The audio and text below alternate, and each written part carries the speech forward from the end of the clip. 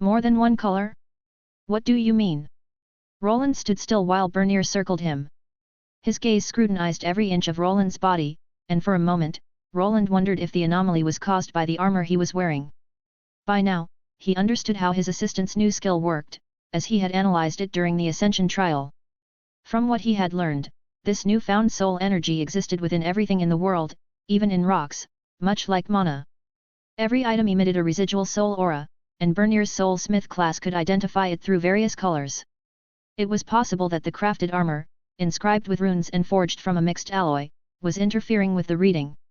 Wait, let me take off my suit of armor first. That might be a good idea, boss. The armor he wore was the old red set that most people recognized him by. As the pieces began to detach with the help of his magic, he was reminded of the earlier models. Back then, he had needed Bernier's help to put it on, and after difficult battles the belts and leather straps often came loose and had to be replaced. Now he simply wore a silver grace suit, to which the armor attached itself and lifted away with ease. How's that? It's still strange. The color usually settles after a while, but it just won't for you, boss. It's like there's this pale white aura over another color that's trying to push through, but it can't. Bernier scratched his beard as he continued examining Roland. That is peculiar. I wonder what it could be. Roland remained silent, though he had a theory about what was happening. Thanks to the spiritualist, he knew his soul did not originate from this world. That was the true reason he had no elemental affinities, which were supposedly granted to each soul at creation. The pale white light Bernier saw was therefore not surprising. The existence of another color beneath it, however, was. What color would you say the secondary one is? It looks bluish. It's hard to tell. All that white feels like it's suppressing it. Bah, you're full of surprises, boss. I wonder what it means. While his assistant chuckled, Roland was deep in thought. Only one explanation made sense, something he had deliberately ignored since arriving in this world. When he was younger, he had sensed a strange presence, something that nudged him in certain directions.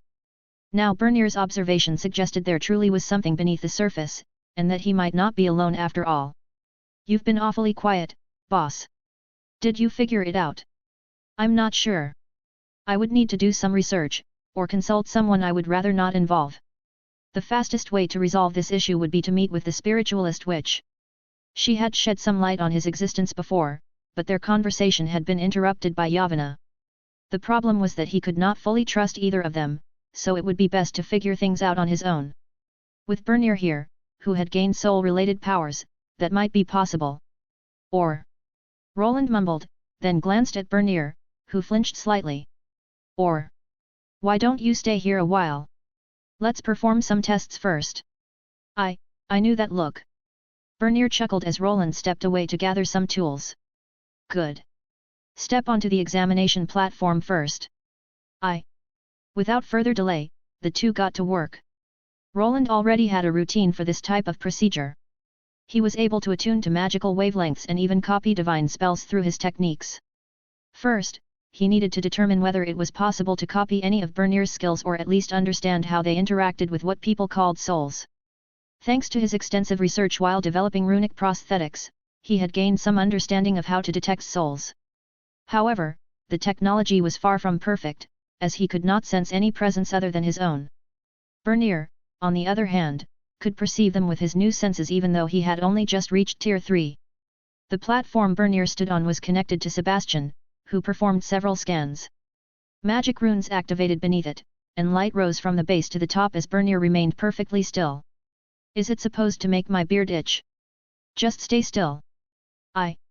As the examination continued, Roland reviewed the latest reports. One was from Robert, who needed his sword repaired after a hard-fought battle. The train had also arrived safely, and the dwarves were already manufacturing passenger carts. Everything in Aldbourne was moving in the right direction, but a small problem remained. The width of the underground tunnel was not consistent. In some sections, it was wide enough to accommodate 2 sets of tracks side by side, while in others it allowed only one. This meant they would need to install railroad switches and develop a system to prevent trains traveling in opposite directions from colliding, something he and the Dwarven Union would eventually have to address. For now, a single train would suffice. Fortunately, the area near the cities was wider than usual, as it had been the point where most of the monsters had emerged. A train station would be built there, complete with a mechanism to rotate the carts, and the locomotive would be assembled on site, though that would require additional time and capital. So, how is it? These things do not move that quickly, Bernier. It is going to take some time to analyze everything. Roland studied the panels filled with data that his assistant could not understand.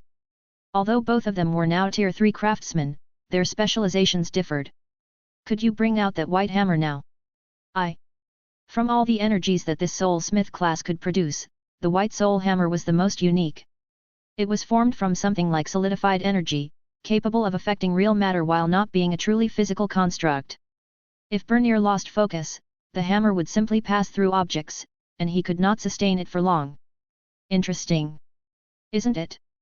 Wait till you see me make something. What can you make? Not that much at the moment. Getting the correct materials is rather troublesome. Roland nodded. Assembling the right ingredients was not easy outside the Ascension space. There, the world system provided various viable combinations. In the real world, things were far more complicated, and Bernier had to build his own library of materials from scratch. It seemed that soul resonance did not function the same way here as it had in the Ascension trial world. Don't worry. Just make a list of what you think you can use and experiment slowly. These things are usually difficult at the beginning, but once you get the hang of it, a new world will open up. Oh? You think so? Was it the same with runes? Yes. You should have seen me when I first tried to figure them out. I was terrible. Roland had been fortunate to start using runes early thanks to the runic monoscribe class. Bernier was only just beginning his life as a soulsmith, a profession about which little was known, though it was clearly powerful. It would likely take years to truly master, but with his help and Sebastian's, the process could be accelerated. Roland had already identified one area where immediate assistance could be provided. That hammer, how long can you use it? Not that long. I start getting dizzy after about half an hour and have to stop, but I almost made it to 40 minutes now. The first major issue with this class appeared to be stamina. Without the white soulsmith hammer active, Bernier could not infuse objects with soul energy. However, the readings Roland obtained from it were not far off from other energy sources, ones that could be enhanced and reinforced through magic. Give me a moment. An idea formed in his mind, and Roland turned to the wall of blacksmithing hammers in his workshop. Over the years, he had built an extensive collection. Hammers of every shape and size lined the wall. This one is the closest. What do you think? Bernier looked confused as he was handed a smithing hammer to inspect. Its size was almost identical to the white light construct he could wield. It is. Great. This will not take long, but in the meantime, try smithing or smelting something while Sebastian records your progress. Soon, the two craftsmen were working diligently. Bernier gathered his materials and took over the smelter, since part of his craft required precise material distribution. Alchemy also played a role in his profession, and he was already considering asking Rastix to assist him in the future. Roland, on the other hand, simply picked up one of his rune-smithing hammers and got to work. After several strikes, rune inscriptions began to appear. At his current level, a task like this would not take more than an hour. The composition of the runes was pristine and masterfully crafted, but the internal runic operating system still required extensive customization and adjustment. This should do it. Oh, you are already done, boss? I have not even started hammering. Bernier seemed slightly disappointed that he could not keep up with Roland's pace, but there were nearly 100 levels between them. It was a gap that could not be easily bridged. Still, Roland hoped this new invention would help his assistant close it. So, what do you want me to do with this, boss? Just hold it normally and try activating your soulsmith hammer skill. You want me to use my skill on this hammer? Roland nodded. That was exactly the plan. Bernier returned the gesture, then stretched out his prosthetic hand and activated his skill. The white hammer flashed into existence and perfectly matched the shape of the real tool, overlapping it slightly. The runes on the hammer began to glow as Roland fed them a portion of his magic. As they activated, the white light tightened around the tool, wrapping it like a second layer of skin. Bernier's eyes widened as the effect took shape, though he still was not entirely sure what was happening. Now try soulsmithing with this hammer instead. Tell me how it feels. Bernier moved quickly, his preparations already complete. He had smelted an alloy ingot from Tier 2 materials, as this was only a test. Once everything was properly heated, he began working as usual and used soul infusion during the process. Roland watched from the side as sparks flew. Everything was recorded, from the faint flicker of white light to the large and powerful swings of the prosthetic hand. It did not take Bernier long to shape the ingot into a reasonably sized blade without a proper hilt, and the difference Roland had been looking for was finally there. I don't feel as tired anymore. I think I could make another one and beat my past record easily. What did you do, boss? In short, this hammer, when used with your skill, will offset some of the drain on your soul energy. However, the conversion rate still needs some work. Sweat appeared on Roland's brow as he poured his own mana into the tool. Even with his enormous pool of magical energy, after 20 minutes it had dropped below 50%. It's inefficient, but with more data, we can improve it. So let's gather more of it. Boss. Roland's workaholic tendencies could not be restrained. Even though he had just returned from the institute, this took priority. Bernier was still a diamond in the rough. For now, he could only enhance certain specific skills, mostly common ones with limited practical value. Roland needed to help him gain more experience and continue developing. The Soulsmith class required further research, and Roland was already sending his people to pursue it. At present, Bernier did not seem to possess skills that allowed him to identify the specific abilities of others, but that might change in time. If Roland could help him enhance his runesmithing and other rune-related skills, their armor and even their golems would improve significantly, not only for Roland but for everyone involved. His primary focus remained on the mana phantoms and their use of golemic limbs. He could already create power armor and larger constructs that, in theory, could be piloted from within, much like Robert had done. If these suits could be equipped with skills that reduced the mana cost of runic magic, even lesser knights and ordinary soldiers would be able to operate them. The demand for rune batteries would decrease, allowing him to produce stronger and more advanced frames for his creations. It would be ideal to finish this before the competition begins. I need to win that golem competition at all costs. The two continued their work, though progress remained slow and difficult. Eventually, Bernier turned in for the day. Roland spent the night at home with his wife, and early the next morning, after making sure to eat breakfast, he and Agni set out for the dungeon once more. Only a few days remained before the hidden ruin opened, and he needed to determine whether he could enter it ahead of the others. Woof! Let's not make too much noise, Agni. Worf! It did not take him long to arrive at a place he had never truly explored before. It was known by several names, most commonly the Great Plains or the Drake Plains. Lesser dragons called drakes lived there. They were wingless monsters that walked on four legs, with somewhat wolf-like builds and bodies covered in thick scales. Like true dragons, they could unleash fiery breath, and their strength was on the higher end within this dungeon. This place is really spacious. The grass was nearly 3 meters tall, high enough to conceal his entire body. Monsters peered through the swaying blades, golden slit eyes reflecting the faint glow of the dungeon's artificial sky. Roland crouched lower, his black suit blending into the environment as he concealed both himself and Agni. For now, let's just get through here. It's too early to take this place on. These monsters were not as easy to handle as the ones he had faced before. One reason was their herd mentality, which kept them moving in packs. Another was the wide-open terrain. If a fight broke out, other drakes would quickly join in. While that might have been good for farming experience, Roland was not sure he could handle too many of them alone at his current level. Most of them ranged from level 250 to 300. Rare boss variants also wandered the meadow, which made it a place most adventurers preferred to avoid. Agni whimpered as a large drake passed about 50 meters away. It gradually moved closer, yet even when it was only 10 meters from them, it showed no sign of seeing or smelling their presence. See, Agni? That's why you always come prepared. Woof! The wolf tilted his head, clearly confused, but as always, Roland had planned ahead. This place might have seemed like a perfect way to get himself killed, yet there was a method to cross it without casting a single battle spell. Okay, the trail is shifting. Stay close, Agni. We are moving. Roland started running at a steady pace. Thanks to his concealment and sound-reducing spells, he was able to move through the meadow while keeping his body hidden behind the tall grass. To anyone watching from a distance, he appeared to be moving in a strange zigzag pattern, sometimes even stepping back a few paces before advancing again. There was a method to the chaos. Hidden magical currents ran through the field, and he needed to stay directly on top of them to avoid detection. The currents were faint and normally required professional trackers to sense them. Their purpose was simple. They caused the grass to sway violently, masking his movements.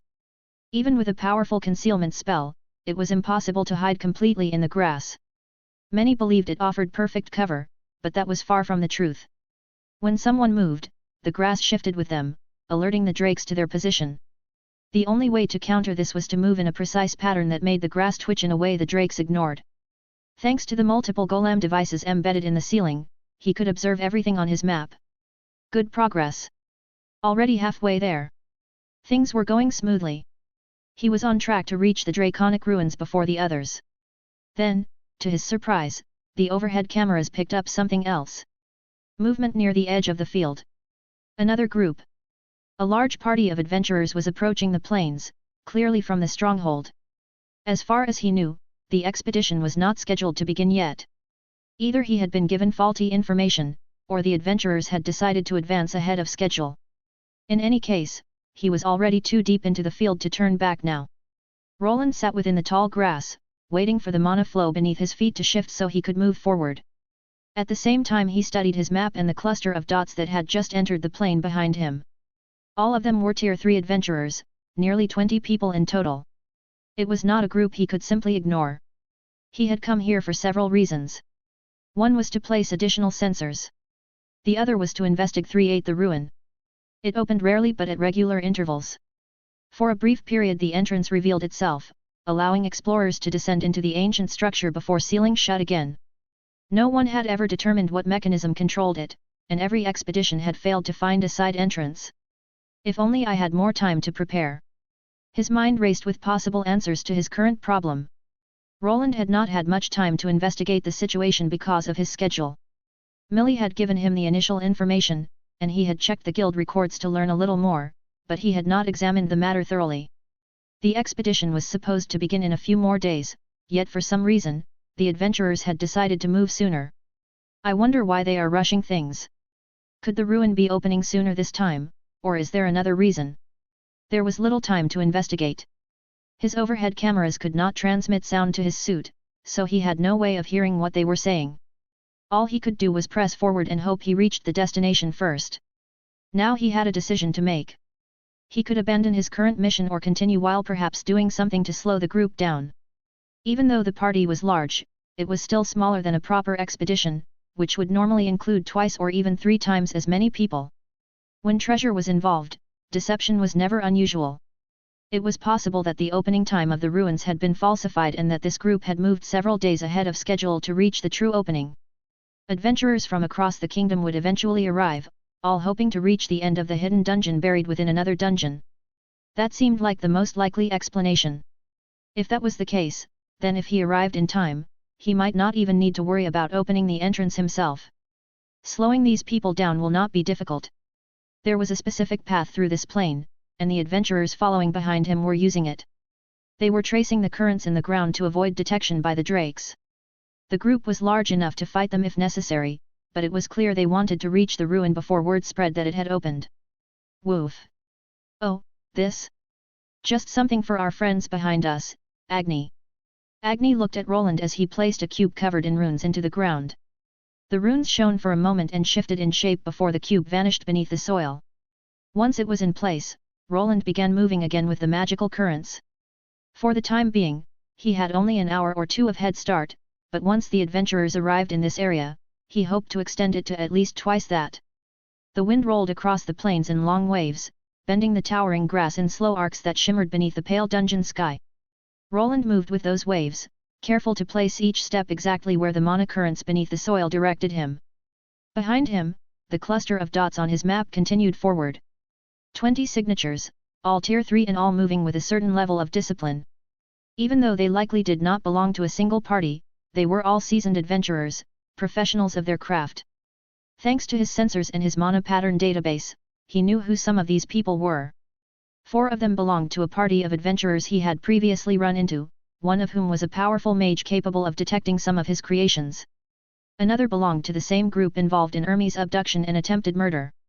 Their leader was someone unknown to him, but also someone quite close to level 300. They have prepared some heavy hitters, so they should be fine if some of the drakes target them. Roland continued moving across the plains. Eventually, the group of adventurers arrived near the spot where he had been earlier. The underground monocurrents followed certain patterns, but some areas remained stationary, and the place where he had set his trap was one of them. Once the group reached it, the time to cause some chaos had arrived. Agni, once I give you the sign, we start running as fast as we can. Don't look back, even if you see some of those drakes. Woof. Agni's ears twitched at Roland's words, the wolf's body tensing as he prepared himself. The large beast clearly understood the meaning behind that tone. Whenever Roland used it, something dangerous usually followed. Roland's eyes remained fixed on the map projected inside his helmet. The cluster of dots was nearing the device he had planted, and even if it were discovered now, it was already too late. That man again. As he watched, he noticed something. The dot representing the man called Valen moved forward, as if he had sensed that something was wrong. This man had previously detected Roland's attempts to hide certain monsters, and once again, he seemed to sense something unusual.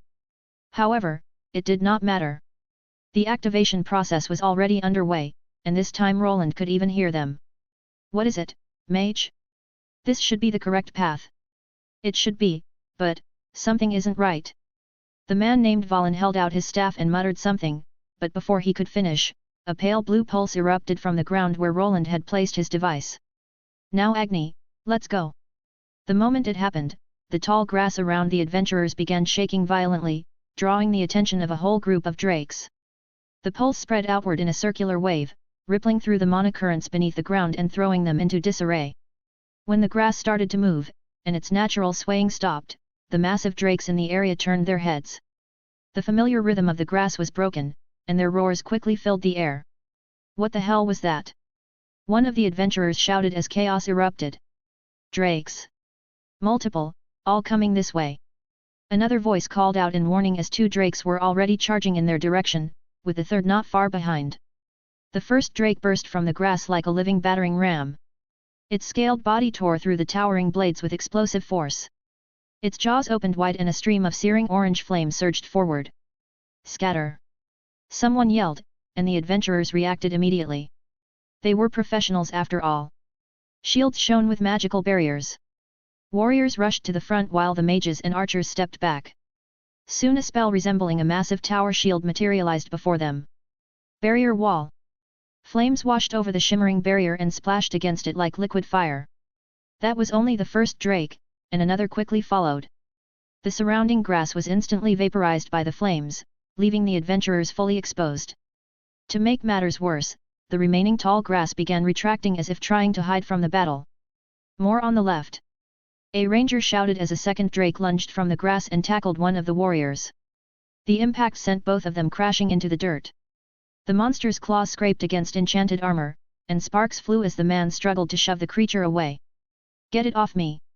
A spear flashed down from above. The drake shrieked as the weapon pierced through the joint of its neck, dark blood spraying across the grass. Get a hold of yourself! A booming voice carried across the battlefield as a large man stepped forward. His armor was heavy and layered with powerful enchantments. The most striking thing about him was the massive spear in his hands. Its blade was as long as a broadsword but thicker and wider. The shaft was just as massive, yet the man held it comfortably in his oversized hands. The third drake was already charging, but before it could reach them, the armored warrior took aim. His weapon was engulfed in a deep crimson aura that burst forward. Like a javelin, the spear shot ahead and struck the monster's forehead. The instant it hit, the entire head of the drake snapped backward as if it had been struck by a siege weapon. A shockwave burst outward from the point of impact. Scales shattered, bone cracked, and the massive creature was hurled several meters back before crashing through the grass. The spear did not stop. It punched through the skull, continued through the monster's body, and embedded itself deep into the earth beyond with a thunderous boom. For a brief moment the battlefield went quiet.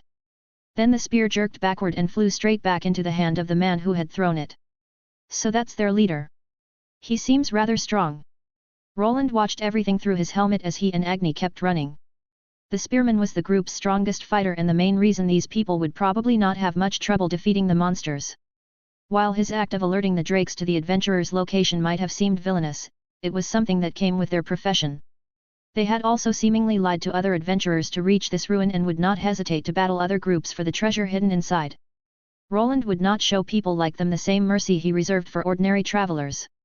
Even though most of his actions aligned with the righteous side, that did not mean he would spare those who operated in the grey areas of morality. Name: Aga L292. Classes: T3 Aura High Spearmaster L42, T3 Aura Spearmaster L100, T2 Aura Spearman L50, T2 Spirit Spearman L50, T1 Spear Warrior L25, T1 Warrior L25. Because of this man, Roland was not particularly worried about the group's survival. Aga was far stronger than the drakes roaming this area. Luckily for them, the plains were vast, and the higher-level drakes were not present here. Even though these creatures had a herd mentality, the attack would eventually stop, but it would buy Roland enough time to escape. Thus, he ignored the mana currents and started running as fast as he could. Using his glider at low altitude was possible for the moment, but he did not want to draw attention to himself. Revealing technology that could be traced back to Albrook and his true identity was something he preferred to avoid unless absolutely necessary. Too many eyes were already watching that city, and if word spread that a rune-engineered glider had been seen deep inside this dungeon, someone might start asking the wrong questions. For now, speed and concealment would have to be enough. Roland lowered his posture and accelerated, his boots barely touching the ground as he moved in a straight line toward the exit. With the adventurers making so much noise, there was no need for him to follow the previous path. Most of the drakes would be drawn to the commotion, giving him and Agni the perfect opportunity to slip away. Behind them, the sounds of battle intensified. Roars, explosions, and the crackle of flame breath echoed across the plains. Roland did not need to turn around to know the adventurers had fully engaged the drake herd. They'll survive. With some luck, it should buy me enough time to figure out the ruins. The plain slowly began to thin out as he advanced. The grass dropped from 3 meters to 2, then eventually to waist height. Rocky outcroppings started appearing across the terrain, breaking up the endless sea of green. The air also began to change. Roland noticed it first through his suit's sensors. The mana density ahead was rising in irregular pulses. The currents twisted and folded over each other in unnatural spirals. Agni, slow down. Woof. The wolf obeyed instantly, dropping from a full sprint to a cautious trot beside him. So this is the second problematic area. No wonder adventurers don't usually come here. A new sight appeared ahead of him. A sparse forest filled with massive honeycomb structures. They hung from crooked stone pillars, clung to the trunks of twisted dungeon trees, and in some places even rose directly out of the ground like amber towers. Each honeycomb was easily the size of a house, and a low, constant buzzing filled the air. Roland stopped at the edge of the field and crouched slightly, allowing his visor to scan the area. Dormant for now. If I make even a small sound, they'll swarm. Normally, adventurers relied on concealment magic or specialized alchemical concoctions to erase their scent and to discourage attacks from these dungeon bees. Roland simply disrupted the surrounding flow of mana with a controlled spell. A few minutes later, he and Agni began moving slowly through the area while all sound around them remained suppressed. I suppose the cat is out of the bag now, so I might as well. Once he crossed the area, he looked back toward the Drake Plains where the adventurers were still trapped, then turned his gaze to the beehives. The mage had already realized that a trap had been set. Even though Roland's device had destroyed itself after activating, they already knew someone was ahead of them. There was no point hiding it now. If anything, it was better to improve his chances of reaching the ruins by delaying them further. Woof. It's not like I enjoy this, Agni. They can turn back and go home at any moment. Agni gave him a strange look as Roland placed several more devices around the area. They were set to awaken the bees the moment the adventurers arrived. There was only one practical path to the ruins. The other route would take far longer and lead through even more dangerous territory. Let's go. Wharf. The blank cubes reshaped themselves into the proper devices and disappeared into the terrain. Soon they moved on toward the rapids. Crossing them required jumping from stone to stone, but not all of the rocks were real. Some were hollow illusions that would collapse the moment someone stepped on them. To make matters worse, the current was strong enough to sweep away even a Tier 3 class holder. Large draconic fish also lurked below, making the wide river especially deadly to cross. And one on this one as well. To block the path ahead, he destroyed the rocks immediately after passing through. For a moment, he wondered if he should place explosives that would detonate the moment an adventurer jumped onto the rock. That idea would probably cause casualties, so he decided instead to block the regular route entirely by shattering the stones. The mages in their group would eventually be able to restore them or use levitation to get everyone across, but it would take at least another hour to move the entire party to the other side. That delay would give him even more time to explore. His trip of mischief continued. On the way to the ruins, he left more and more inconveniences for the other adventuring group. A chasm with a shaky bridge was next. Once he reached the other side, he simply cut the rope that held it in place and moved on. Then, right before the final stretch, Roland finally slowed down. The terrain ahead dipped into a shallow basin surrounded by curved stone formations that looked almost like the ribs of some gigantic fossilized beast. The ground had changed again. Instead of grass or soil, it was covered in smooth grey plates that fit together like a natural mosaic. Before him loomed the draconic maw he had seen from afar, and it was truly gigantic. That's not a statue, those are fossilized bones. The entrance to the draconic ruins stood before him. From a distance, it looked like a dragon head spitting out water, and the roar of the massive waterfall was impossible to miss. Now that he had arrived, however, the truth was different. The water was not coming out of the dragon's mouth. It fell beside it, creating the illusion of water spilling. So that has to be the entrance. Roland stepped closer to the enormous structure while Agni padded silently beside him. Up close, the illusion of a carved statue completely vanished. Time, dungeon growth, and mineral deposits had fused stone and bone. The dragon's head was as large as a castle, and within it he could see something that resembled a sealed temple entrance, one that strangely seemed to beckon him inside. Roland stopped 10 meters from the entrance and crouched. From a distance, it had looked like a decorative ruin, something carved out of a giant boulder or perhaps just a massive rock formation.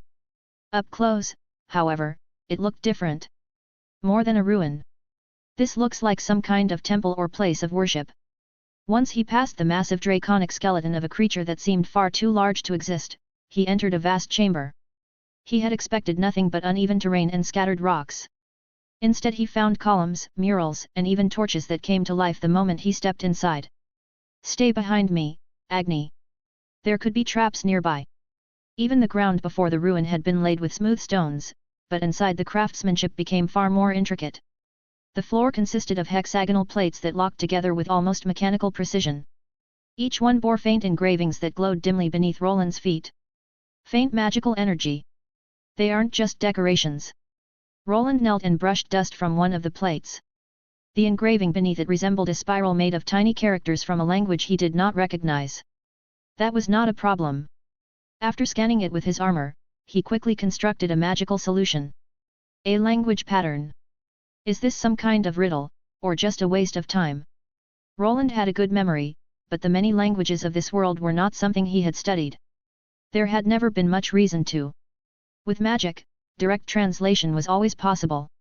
Each floor tile carried a letter from a different alphabet, and in places like this it often formed some kind of puzzle. Solving it could lead to a hidden reward, so he continued to investigate. I don't remember anyone at the guild mentioning riddles. And if there was one, wouldn't someone have solved it already? This place had existed for hundreds of years. Other mages had come here before him, and even if the mana signature was weak, at least one of them should have been able to decipher it just as he had. Perhaps they found the words but couldn't figure out how to connect them. He considered the problem as he studied the murals. They depicted enormous dragons coiling through the sky above kneeling figures. The people carved into the stone wore elaborate robes and armor that did not resemble anything used in the current era. Their helms were shaped like elongated dragon skulls, and many carried spears or staffs tipped with dragon horns and bones. Some of the images were ceremonial. Groups of priests stood around large circular platforms and offered glowing orbs toward a descending dragon. In other scenes, warriors fought strange creatures that resembled warped drakes with multiple heads or broken wings. Some kind of dragon worshippers, or dragon servants. Roland still was not sure what the true nature of dungeons was. Sometimes places like this appeared, ones that felt as if they had been built by a different civilization and had endured through the ages. Yet all of it existed inside a dungeon, something that was supposedly created by the dungeon itself. There were, as always, many theories about this. Some believed that dungeons had been made by an ancient, advanced civilization or by the gods themselves. It would not be strange if an old civilization had programmed things into the dungeons, or if the gods had done something similar. However, Roland preferred one of the other theories. In it, a dungeon drew inspiration from real ruins buried deep underground. Dungeons grew over time, expanding beneath the earth. Within them, various temples and ruins of old tribes and other cultures became buried. As the dungeon absorbed these places, it used their remains to shape its own trapped temples and structures. Over time it came to resemble them, or at least that was the theory. One mural caught Roland's attention more than the others. It showed a massive dragon lying motionless while dozens of robed figures surrounded it. They were not attacking it. Instead, they carved runes to hold it in check. Strange pillars stood around the body, and from each pillar a line of light stretched toward the dragon's skull. Looks like some kind of sealing magic, this might be the clue. This last mural was the most detailed of them all and the centerpiece of the chamber. If the answer to this puzzle was anywhere, it was most likely within these murals. Even so, he decided to move forward first, heading toward the main entrance of the temple. Was I wrong? Did they just decide to come faster for another reason? When he reached the door, a giant slab of stone was waiting for him and it refused to budge. After knocking on it several times, he realized that even drilling through it would probably take days. The walls were drenched in mana, similar to the reinforced culling tunnels that had been nearly impossible to drill through. Back then, he had needed the dwarven miners to help him, but now he found himself alone. Now what? Wharf.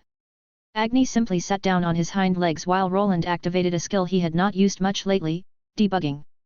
The world shifted around him, and soon, many more runes appeared than he could perceive with his normal senses. This skill feels like a cheat. Luck was on his side again. Hidden runic structures revealed themselves, ones that probably no mage or runesmith below level 300 could fully grasp. The concealment spell was at the peak of tier 3 magic and required a specialist to create. If people knew this about dungeons, they would probably start sending rune mages to uncover things like this. Thanks to the world looking down on the rune mage class and runesmiths being more concerned with crafting, this had not been discovered. For a moment, he wondered if this effect was unique to the dungeons of Dragnus Island or if he would find the same hidden rune magic in others. It was possible that something was affecting these dungeons, causing them to insert hidden walls locked behind runes. Now then, if all of this is right, something should happen if I arrange the panels in the correct order. After examining the hidden runes on the walls, the ground, and the pillars, the solution to the puzzle became clear. The suppression spell detected on the mural needed to be reversed, and for that the ground panels had to be relocated. The answer lay within the concealed runes. Without them, the magical mechanism beneath the floor could not be moved. So this is probably why no one succeeded. Even if they decode the language, they will fail if they try to forcefully arrange these plates. The entire structure was a giant sliding puzzle with several dummy sections that needed to be sorted out first. Fortunately, someone like him could predict several moves ahead, so it did not take long. He stretched out his hand, and the runes on his armor began to glow as he started. The stone tiles lit up with energy and slid according to his will. At first, the plates responded slowly. A faint grinding echoed through the chamber as the first hexagonal tile shifted to the left. Dust that had built up for years rose into the air and formed a small cloud as everything began to move. Woof! I know, it's going to get dusty. Just turn your big nose away. Wharf! Agni seemed offended that Roland had called his canine nose big. He trotted back as the entire ruin began to shift. The mechanism beneath the floor was loud and rough, as if it had never been activated before. Each hexagonal plate glowed briefly before gliding across hidden channels beneath the stone. Some rotated slightly while others slid sideways into empty slots that appeared as the puzzle rearranged itself. I always liked sliding puzzles. Haven't solved one in a while. Because of his increased wisdom and intelligence, regular puzzles were no longer much of a challenge for Roland. This one was different. There were limits to how the hexagons could rotate and where they could slide. Some were even locked together in larger clusters, which made placement more difficult. After about 30 minutes, everything finally clicked into place. There we go. This was quite the challenge. He not only had to place everything in the correct order but also maintain a steady flow of mana. Even if someone like Arian had been here, he probably would not have been able to sustain his magical power long enough to solve the entire puzzle, at least not as quickly as Roland did. Agni, stay close. Something is moving. Once the puzzle was complete, the murals on the walls began to shine brightly, and the entire ruin started to shake. Roland glanced at the nearby entrance, expecting it to open, but to his surprise, the vibrations were not coming from there. Instead, they came from the wall where the main mural was carved. So, this doesn't open the regular entrance, but something else. The glowing lines across the mural intensified until the entire wall shone like molten gold. The pillars depicted in the carving began to radiate actual streams of mana that extended outward from the stone. Then a burst of energy shot forward, striking the pillars in the entrance chamber where he stood. Crack! The sound of moving stone reached his ears as the floor began to shift again. Roland and Agni quickly backed away as the ground beneath their feet started to tremble and sink. Everything around them moved before their eyes. Is that a staircase? Roland stepped back as the ground continued to descend. What had once been a flat mosaic floor split into two halves that slid apart with a loud groan. Between them, a spiraling staircase revealed itself, descending into darkness far below the temple. A cold wind rushed upward from the opening. It carried the scent of stale air, the feeling of a place that had not seen living creatures in a long time, along with something else. Death. These readings, necrotic energies. There was not much of it, but he could tell that death mana was radiating from the stairway below. To his knowledge, these ruins were not filled with undead creatures. Instead, they housed lesser dragons and a few smaller humanoid variants that resembled lizardmen. This staircase led to a newly revealed section, somewhere no one had ventured before. This might be dangerous. Grr. Even Agni seemed on edge after the entrance appeared. The descent was clearly dangerous, but there was much to gain. Areas that had never been cleared often held unique rewards, something that could aid him in his future endeavors. There are always risks involved. Roland had always been overly cautious. His instincts told him to move slowly, send in a few golems and sensors first, examine the situation, and only then consider entering himself. The problem was time. The adventurers he had delayed were already on the move. They had dealt with the drakes and were close to leaving the plains. If he hesitated any longer, the risk would only grow. He had no desire to confront that group once they arrived at the ruin, especially since they would likely be furious. Agni, change forms. We'll need your divine mana for this one. Awoo. Agni's body began to shift. The blue gems on his fur transformed into flames, and even his radiant form looked different now. The fire that surrounded him burned a bright azure. Roland, meanwhile, activated his spatial runes. Several spider golems appeared, improved models built from a mithril alloy. They would serve as the vanguard during the exploration. Before moving on, he took out his hammer and struck each golem a few solid times. The runic symbols across their bodies shifted as he repurposed their elemental mana into divine structures. It was something he usually kept hidden from the eyes of others but could modify them quickly when he needed. Stay there for now, Agni. Let the golems lead the way first. The two spider golems clicked their legs against the stone and moved forward first. Their bodies were low to the ground, each one about the size of a large dog. 6 segmented limbs ended in specialized grippers. On their backs rested 2 rune cannons, ready to fire the moment they detected monsters below. Golden runic circuits pulsed across their armored shells as Roland's modifications settled into place. A faint halo of divine energy shimmered around them. Normally, they operated on elemental mana or basic magical energy, but Roland had altered their internal arrays. If anything undead lurked below, divine energy would disrupt it far more effectively than lightning or fire. The golems descended the first few steps but nothing happened. Roland waited while his creations continued downward. Even though they could move at a human's pace, it still took them nearly 10 minutes to reach the bottom of the stairs. No traps were triggered or darts flew out. The steps did not collapse, and no magical backlash appeared. The path seemed safe, and the golems soon formed a perimeter around the entrance chamber. It's a large empty chamber with one tunnel leading forward. Let's go, Agni. Woof. With that concern resolved, Roland began descending as well.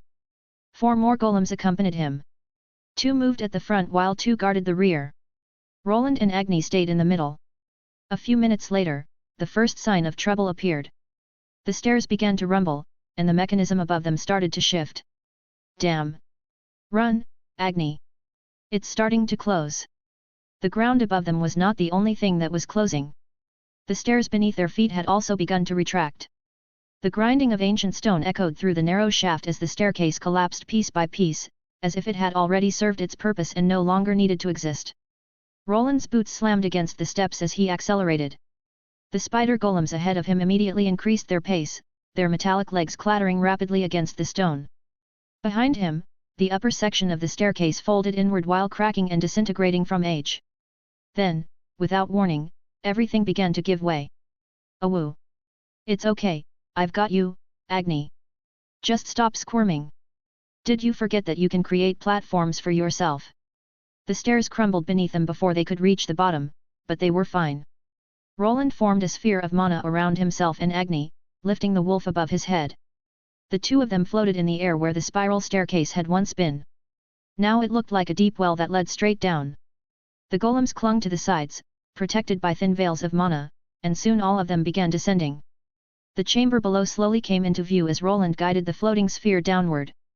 Agni stopped fidgeting, though the fur on his belly slipped into Roland's visor and partially blocked his view. Little by little, they drifted down while Roland relied on the cameras of his golems to see. At last, they reached the bottom, where his other two constructs were waiting. "I hope you don't get any bigger after the next evolution." "Worf. No, your weight has definitely gone up." Roland answered as if he understood what his wolf companion was trying to say. Now that they had reached the chamber, the flames surrounding Agni illuminated the room clearly. Just like the entrance above, the walls were covered in drawings and carvings that depicted scenes of draconic worship. "This looks like a true ruin." Whatever was carved into the walls was difficult to make out. It looked as though at least 500 years had passed since anyone had come here. Cobwebs covered nearly every surface. Crumbled furniture and barely recognizable structures stood scattered around the chamber, remnants of what had once been altars. The air smelled of dust and something faintly metallic. Worse still, Roland could sense stronger traces of undead energy down here. It seemed they were not alone after all. From the only exit he could see through his golems, something was approaching. "Agni, get ready. Something is coming. Aim for that passage." Awoo. Most people would have panicked after falling into a pit like this, but Roland was different. If necessary, he could simply float back up or even drill through the sealed entrance above. There was no reason to fear. There was always a way for him to retreat if things became too dangerous. For now, his task was simple. Defeat whatever was coming for them, then find out what secrets were hidden in this newly discovered part of the dungeon. The first sound was faint. A dry scraping echoed through the corridor ahead, like bones dragging across stone. Roland immediately raised his hand. "Hold!" The spider golems froze mid-step. Their rune cannons rotated toward the tunnel entrance as golden divine circuits shone brighter along their bodies and the targeting arrays came online. Agni's ears flattened as he prepared himself. "Grr!" The growl rumbled from deep in his chest. Blue flames along his fur intensified, casting restless light across the cracked walls of the chamber. Roland focused his sensors on the only entrance and did not have to wait long for the first creature to appear. There! A shape emerged at the far end of the passage, crawling rather than walking. As expected, the monster that revealed itself set the tone for this hidden dungeon. Its long spine dragged across the floor while clawed forelimbs pulled the rest of its body forward. When it moved fully into the light, its true form became clear. Bones were fused together by blackened veins of necrotic mana. Fragments of dried scales clung to the skeleton like rotting armor, and tattered membranes stretched between the forelimbs, suggesting that the creature had once been capable of flight. Two empty eye sockets suddenly ignited with pale green fire and the creature turned toward him. A skeletal lesser dragon. Corrupted undead Amphiptera L256. Amphipteres were another type of lesser dragon that sometimes appeared in the third ring. They were similar to lindworms, but instead of large forelimbs, they had webbed ones positioned farther along their elongated bodies. They were capable of flight like wyverns, though they were not nearly as skilled in the air. "The level is quite high, this place might actually be more useful than I originally anticipated." For a moment, Roland considered another possibility. Quick training. He had been stuck farming underwater creatures for some time. The progress had not been bad, but he disliked the need for large numbers of torpedoes and the constant trips into the freezing water at night. This palace, on the other hand, resembled one of his old grinding spots, caverns filled with undead that were vulnerable to holy spells. "Now, Agni!" He lowered his hand, and his golem's cannons roared in perfect synchronization. Lances of condensed divine mana tore through the dim corridor with a sound like thunder. The beams struck the skeletal Amphiptera directly in the chest and spine, blasting apart ribs that had been fused with necrotic energy for centuries. Boom! Fragments of bone exploded across the stone floor, but it was not enough to bring the high-level monster down. Even though his golems had been upgraded and the divine mana weakened the creature before them, it was not quite dead. Awoo! Agni did not wait and finally joined the attack. The moment the first impact staggered the creature, the divine wolf lunged forward. Azure flames erupted from his mouth as he released a torrent of energy. The skeletal dragon tried to rise, its webbed forelegs extending as if it were trying to take flight. However, the necrotic energies that animated its body were disrupted by the holy mana, and it could do nothing but succumb to the wolf's sacred flames. Finally, Agni lunged again, crashing down onto the creature like a meteor. The wolf's jaws closed around the vertebrae in its neck with a surge of power. With a loud crack, the spine shattered instantly, and the lesser dragon's head flew through the air. Woof! Agni dragged the corpse several meters while shaking his head from side to side in a ripping motion. He then released it and glanced at his master as if waiting to be praised for securing the kill. Good job, Agni, but there are more coming. Get ready and conserve your strength. The first undead Amphiptera was dead, but more were coming through the tunnel. Roland's visor flickered as the map displayed multiple dots. Some gave the same readings as the monster they had just killed, but others were different. Multiple signatures, not just one type. The scraping sound grew louder, and something else joined it. It was no longer just the dragging of bones but the uneven rhythm of footsteps. Several shapes moved in the darkness beyond the broken corpse.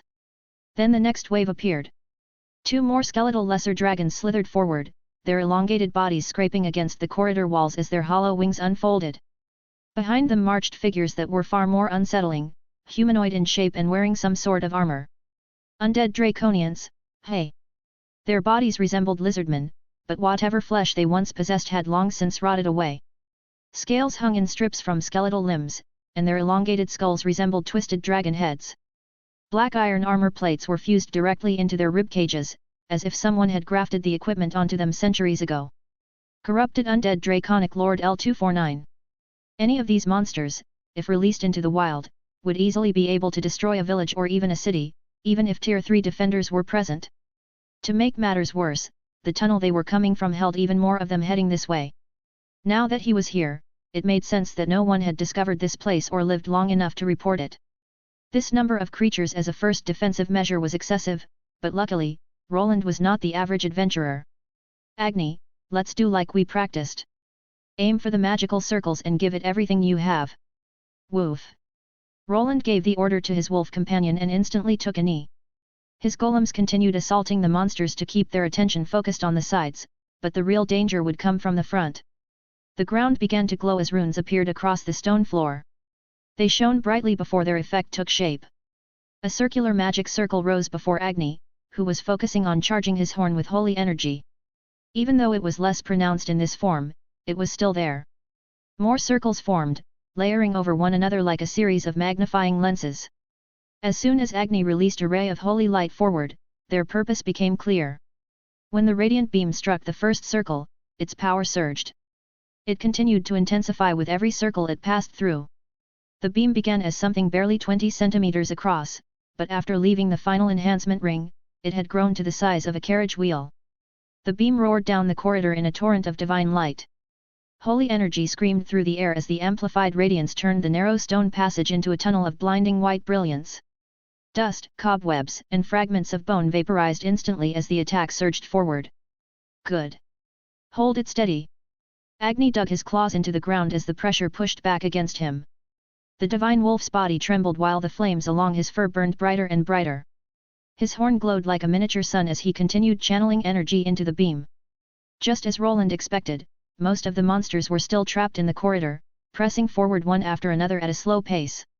Even when the 2 at the front tried to spread out, Roland activated his gravity magic to pin them down and keep them in place.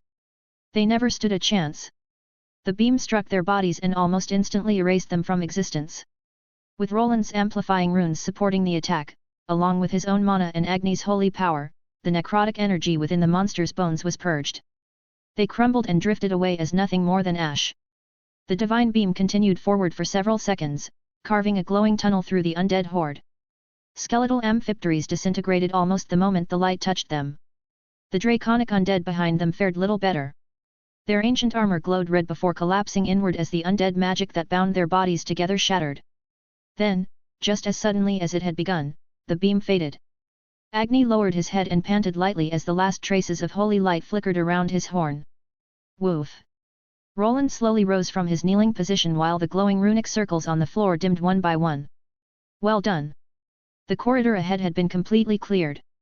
Where tens of monsters had once advanced, there was now only a long trail of scorched stone and bone dust scattered across the ground. Something remained behind. Corrupt clumps of mana had been left in the aftermath, purified by the flames and now condensed into mana crystals and monster cores. This spot isn't bad, but... The first wave of enemies had been destroyed, yet more were likely waiting deeper inside. They had been fortunate that the monsters approached in a straight line this time. Yet, he could not rely on that happening again. On top of that, the adventurers outside were another concern. Roland had no way of knowing where this place led or whether they would be able to leave before the adventurers arrived. Worf. No, you can't eat those, Agni. Not before I analyze them back at the workshop. Agni whined and began drooling at the colorful stones left behind by the lesser undead dragons. They resembled the cores of higher-tier undead such as liches, yet they were not quite the same. Their structure was less defined, as if the creatures they came from were closer to mindless automatons than true undead beings with intelligence. Even if this place doesn't lead to a proper exit, I can always leave through other means. Roland always kept several backup plans. After examining the area, he could see its potential. There was enough space for everything he needed, and the location of this ruin was promising. It sat close to the Drake Plains on a side where few people ventured. There isn't much on this side of the dungeon. I could use it as a jump point. He looked up at the overhead tunnel through which he and Agni had fallen. To his knowledge, the entrance mechanism might restore itself since they were still inside the dungeon. Even if it did not, climbing out through it would probably still be possible. He could float upward or create his own stairs. If no adventurers were nearby, drilling or blasting open the exit would also be feasible. Afterward, he could seal the tunnel the monsters used so they would not react immediately once he set up a teleportation gate using the components stored within his spatial runes. I'll leave that as an option, but for now. While he could set up camp here, time was of the essence. There was still a one-time reward potentially waiting for him in this dungeon. He had no idea what would happen once the proper entrance opened and the other adventurers arrived.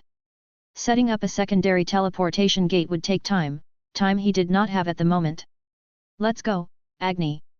Rest for a moment. I'll take care of the next monsters. Woof. It's fine. Just rest. Agni seemed to protest, but Roland could see that more than half of the wolf's mana had been drained during that attack. Even though their levels had increased after defeating those monsters, it was better for Agni, whose holy energy was pure, to hold back until a truly powerful foe appeared. Now then, this armor might not be the best solution for this area, but the other one isn't finished either. His current armor was not ideal for this palace since it had not been designed to handle large amounts of holy energy.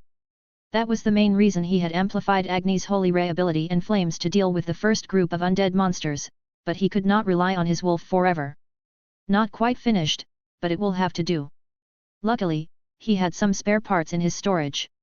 One was a staff capable of channeling divine energy, and another was a gauntlet that could replace the one on his right hand.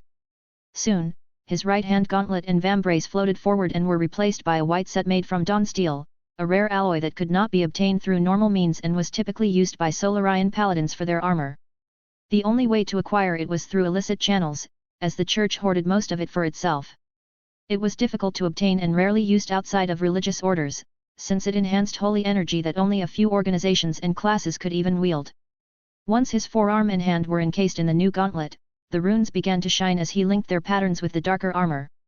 The suit now looked mismatched, but he was not particularly concerned about his appearance. What he needed was something capable of channeling higher-tier holy spells and energy. Without that, progressing through this ruin would be impossible. Okay then. Let's go. Woof. They moved on, but first he made sure to gather all the purified bone dust scattered across the ground, along with scraps of an unusual metal. The humanoid monsters had been wearing it, and most of it had crumbled, but enough remained to make collecting it worthwhile. The metal was surprisingly light and difficult to bend, even with his current level of strength. His golems moved soon after and used their sensors to map the entire area for later while also scanning for any remaining threats. They advanced in a new formation with 3 of them at the front and another 3 in the back to watch for possible ambushes from behind. This place looks like a maze, and it probably has traps everywhere. Normal people would require a full team of both mages to detect monocurrents and trap experts to find hidden mechanisms, but he was different. Thanks to his runic operating system and the scanning capabilities of his golems, floating drones, and even Agni's nose, he could easily detect threats before walking into them. Thus, his journey continued inside. Resistance from the monstrosities was immediate but still manageable.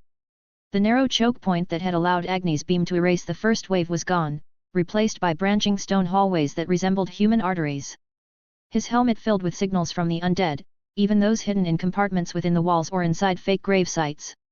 The next area they entered resembled a mausoleum, with humanoid draconic monsters lying in open stone sarcophagi carved directly into the walls.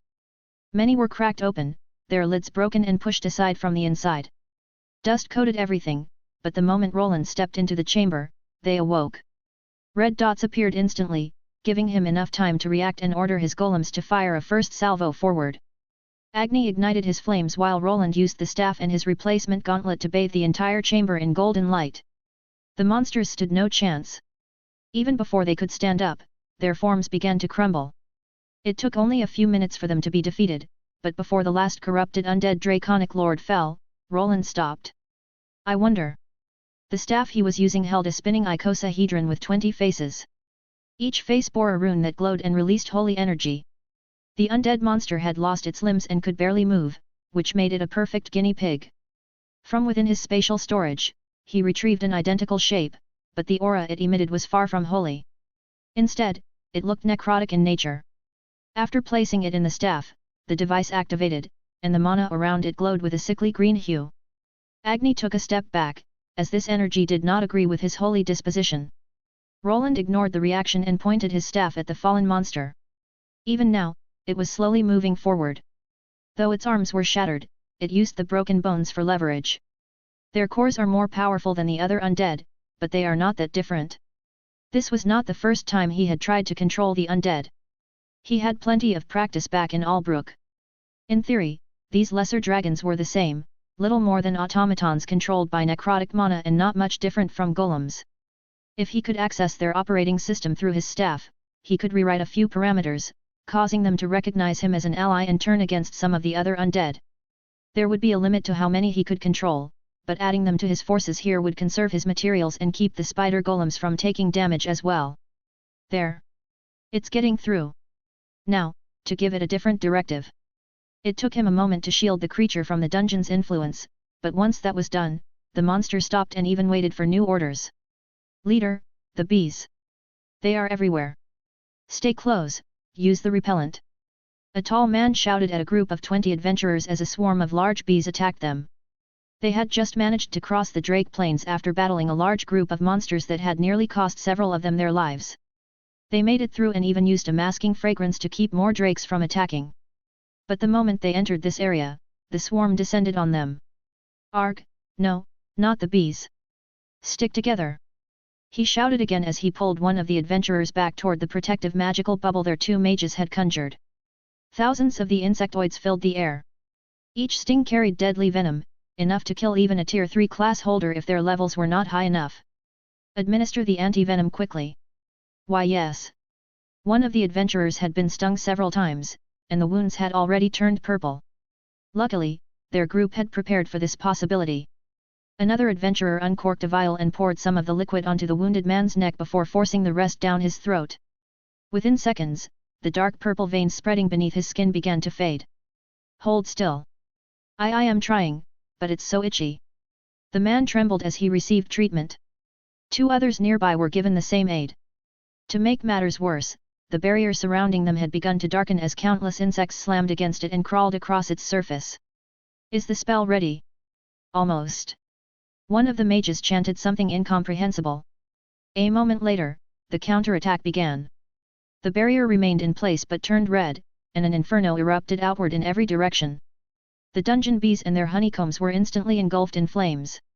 Quick, we need to get out of here. Run while the bees are burning. The party leader shouted as he hoisted one of the injured men onto his shoulder. The group broke into a run while that section of forest burned behind them. Smoke and repellent confused their attackers, though a few stubborn bees still pursued them. How did this happen? He shouted while they ran. The mage named Valen, who was being carried by another party member, answered between breaths. As we entered, some kind of trap triggered. It released a magical wave that roused the sleeping bees. I told you that it would be dangerous. The old mage seemed mad at the leader who ignored his warning, but the man didn't care as anger continued to build. Another trap? Whoever is responsible for this will pay. The large man growled as they continued forward. They were already behind schedule, but it hardly mattered. They still expected to reach the site at least half a day before the ruin opened. Whoever had set this trap was likely trying to reach the ruin first. If the party caught up with them, their death would not be simple. Gah! Ogha! Which one do you think will win? Woof! Are you sure? Its bones are starting to give out. Woof! Roland chuckled as Agni barked at him in an annoyed tone. In front of them, two undead lesser dragons struck at each other with slow, clumsy, yet powerful blows. Each time their heavy limbs connected, another bone cracked or shattered. Their skeletal wings hung uselessly at their sides while their tails lashed through the dust. Rotten membranes still clung to parts of their bones, and dull violet flames burned inside their empty eye sockets. There was, however, a small difference. The one Roland controlled had a faint bluish tint to it and, for the moment, it was starting to lose. The spell needs more work. Even though it lets me control them, their reaction time is slightly slower. One of the monsters was being controlled through his staff. To do this he had to keep the dungeon's connection to the creature severed, as it constantly tried to wrestle back control. The blockade created a small amount of delay and sometimes confusion when a trace of the dungeon's influence slipped through. Still, the longer he maintained the spell, the more refined it became. That's enough, Agni. Burn them both. Awoo!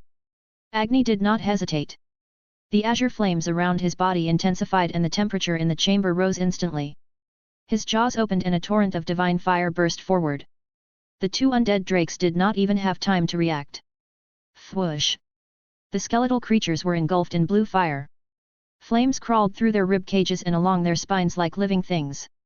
Divine energy spread through the necrotic mana that animated them, and the reaction was immediate. As they burned, Roland released the spell that held one of the lesser dragons in his grasp.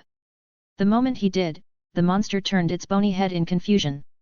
A moment later, the violet lights in its sockets flickered out, and its body collapsed into the flames.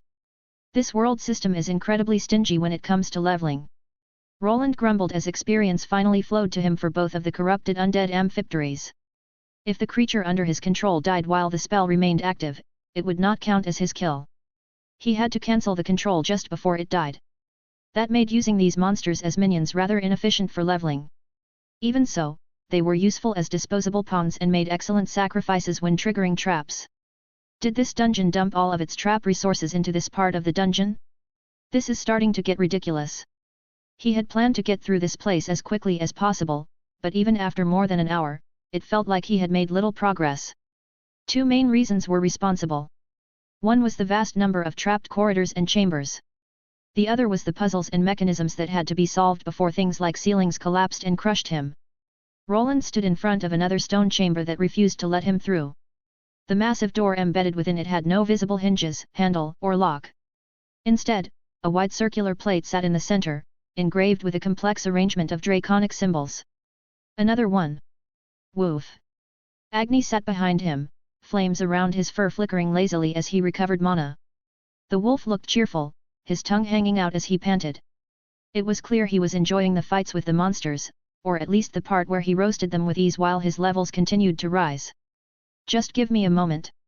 This one slides in circles. The contraption reminded Roland of old video games he had played long ago. The solution was simple for someone like him. Hidden symbols were carved into the walls of the chamber, mirroring the ones etched onto the sliding plates.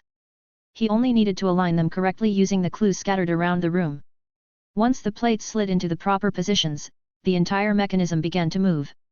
There we go. The circular plate sank inward with a deep grinding rumble. For a moment, nothing happened. Dust trickled from the ceiling and the runes across the arch dimmed as if the mechanism had failed. Then the entire doorway split apart, revealing the path forward. Is this truly the ruin? Roland stared ahead in disbelief. It looked like the end of the maze, yet what lay beyond was an entirely new section that seemed far too large. A gigantic chasm stretched out before him, its bottom and ceiling lost in darkness. A single long bridge made of bone and what looked like tendons swayed gently in the wind, extending into the distance with no visible end. Will this bridge collapse when I'm halfway across, or will monsters drop from above and push us down? Maybe the wind will be the problem. There was always a pattern to things like this. Roland was certain that if he followed the dungeon's intended path, it would reward him with more traps and delays. It was better to do something the dungeon did not expect, such as gliding across the chasm with the glider he had not used in quite some time. I wonder if there's something good down there. Could it connect to the fourth ring, perhaps? In the Albrook dungeon, he had discovered a hidden mining area deep inside a chasm, so exploring below or above might actually be worth the effort. I don't think this place connects to the original part of the ruin. It better not skimp on the reward. When he came here, he had initially planned to take the reward from the regular ruin before the other adventurers arrived. If this had been the explored part of the dungeon, he would have reached the boss chamber by now and claimed the reward. Instead, the place continued to expand far beyond what he had expected. Because of that, he was almost certain he would miss the regular timed reward, at least unless he went through the normal entrance after leaving this place. Roland stepped closer to the edge and peered into the abyss. The darkness below was not an ordinary shadow. It looked dense, like fog made of mana. His visor adjusted automatically and sent thin scanning beams downward, but they could not pierce through it. With time running out, he activated his spatial rune, pulled out his glider, and stepped onto it without hesitation. Awoo! Don't worry, Agni. You won't fall. Just stop squirming around. Agni whimpered. He was not allowed to ride on top. Instead, his armor harness attached him beneath the glider. Cables made from a mithril alloy held him securely in place while his legs dangled below. Roland had long expected that he might need to carry his wolf this way, since Agni was far too large to hold in his arms for the entire trip. Well then, let's see what's on the other side, Agni. Awoo! The howl vanished into the abyss as Roland took flight. His glider moved alongside the bridge where visibility was poor. His spider golems had been stored back in his spatial space and replaced with 4 flying drones that scanned in every direction. Just as he expected, something was hidden above them. Small caves lined the upper rock, each filled with bat-like creatures that carried faint draconic traits. At the moment, they were sleeping. His drones moved closer while remaining concealed. There seems to be a trigger on that part of the bridge. If I had walked across it, these creatures would have attacked. Because he had anticipated something like this, he avoided the first obvious trap. Flying also reduced the wind pressure that struck from both sides. Below him hung a thick cloud of poison. The wind constantly pushed it upward toward the bridge, making the crossing extremely dangerous. Anyone walking across would have faced both the monsters above and the poisonous fumes below. Even with the glider, the trip to the other side took nearly 20 minutes. When he finally arrived, it was clear that he was nearing the end. The bridge connected to a massive structure shaped like the ribcage of an enormous dragon. It reminded him of the dragon head that served as the entrance to the ruin. Perhaps this was another part of the same colossal creature. A temple within a dragon ribcage, right where the heart would be. This really does look like the end of the road. The chasm ended here, and walls rose on all sides. The temple had a single entrance. It looked as if it had been carved directly from the surrounding stone, which made him wonder how the dragon bones had come to rest here. They seemed to blend into the rock itself, as if the dragon's remains had been teleported into the stone and the temple carved around them to hide whatever lay within. Could the reward be a dragon heart? That would be something truly precious, perhaps too precious. Dragons were creatures that naturally reached the Tier 4 threshold with time, and some could go even beyond it, like the dragon that lived in this S-rank dungeon. Their body parts were valuable materials used to craft weapons, armor, and even elixirs that granted longevity. One of the key ingredients for such elixirs was a dragon's heart. It had many other uses as well. It could be used to summon powerful beasts, increase magical capacity, or unlock rare class options such as the legendary Dragon Slayer class. If such a treasure truly lay within this place and he claimed it, problems would surely follow. It was not something a person below Tier 4 could defend, and he knew it well. If word spread, he would become a target. Not only the Thieves' Guild, but likely other Tier 4 class holders within the kingdom would come for it, hoping to increase their own power. However, if he managed to keep it secret, it would be a potent treasure that could serve him in many ways. My sensors are being blocked. Get ready, Agni. This might be it.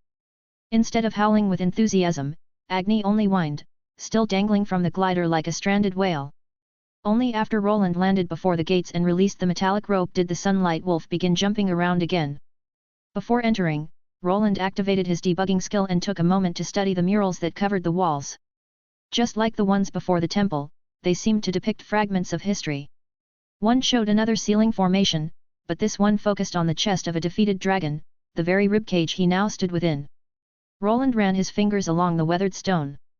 The metallic gauntlet clicked softly against the carved grooves while his visor projected a faint grid across the mural, highlighting traces of mana that still lingered within the ancient etchings. Woof! I know, don't worry. It's just the dungeon welcoming us. As he moved closer, the temple reacted to his presence. The massive shut doors began to open. They were around 20 meters tall, as if made for a giant rather than a human like him. The sound of grinding gears echoed through the structure, similar to the mechanisms he had seen before.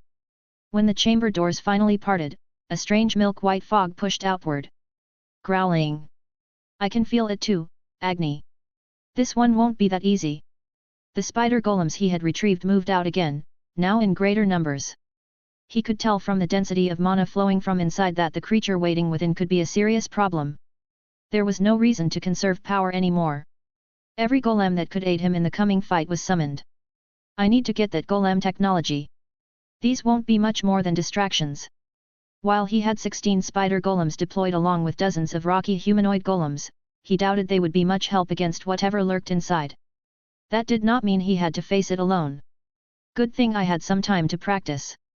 Once the entrance was fully open, his scanners could finally peer into the great chamber within, and it was truly enormous, far larger than the exterior of the temple suggested. After the scans finished and everything in his arsenal that might help was prepared, he cautiously stepped inside. Agni padded silently beside him. The milk-white fog clung to the floor, swirling around their feet like living smoke. The chamber stretched far beyond what the eye could see, its ceiling almost disappearing into shadow. Rib-like arches extended overhead like the skeleton of some titanic beast.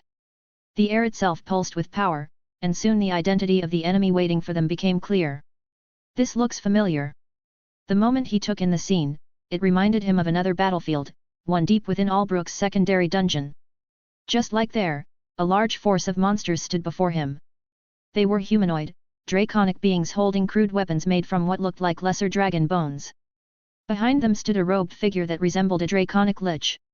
Instead of purple, the light within its eye sockets burned deep green, and vast amounts of necrotic mana swirled around it. The number of enemies was tremendous, and to make matters worse, the draconic lich sat atop a massive pile of bones. So even if I defeat the minions, he'll probably keep bringing in more. Not that I can't do the same. The large gate behind him began to close and green torches ignited across the chamber. Their light revealed a vast assortment of undead creatures and something else deeper in the hall. A black pulsating object embedded in a wall of bone, directly behind the lich.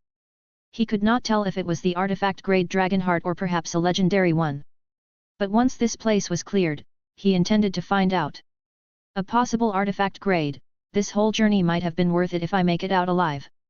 Roland scanned the area. The most intriguing feature was the strange bone wall behind the draconic lich. Something was embedded within it, an item giving off readings unlike anything he had seen before. Runes were divided into 5 grades, each tied to a set of tiers. Equipment followed a similar structure, though with slight differences. Epic items marked the peak of Tier 3.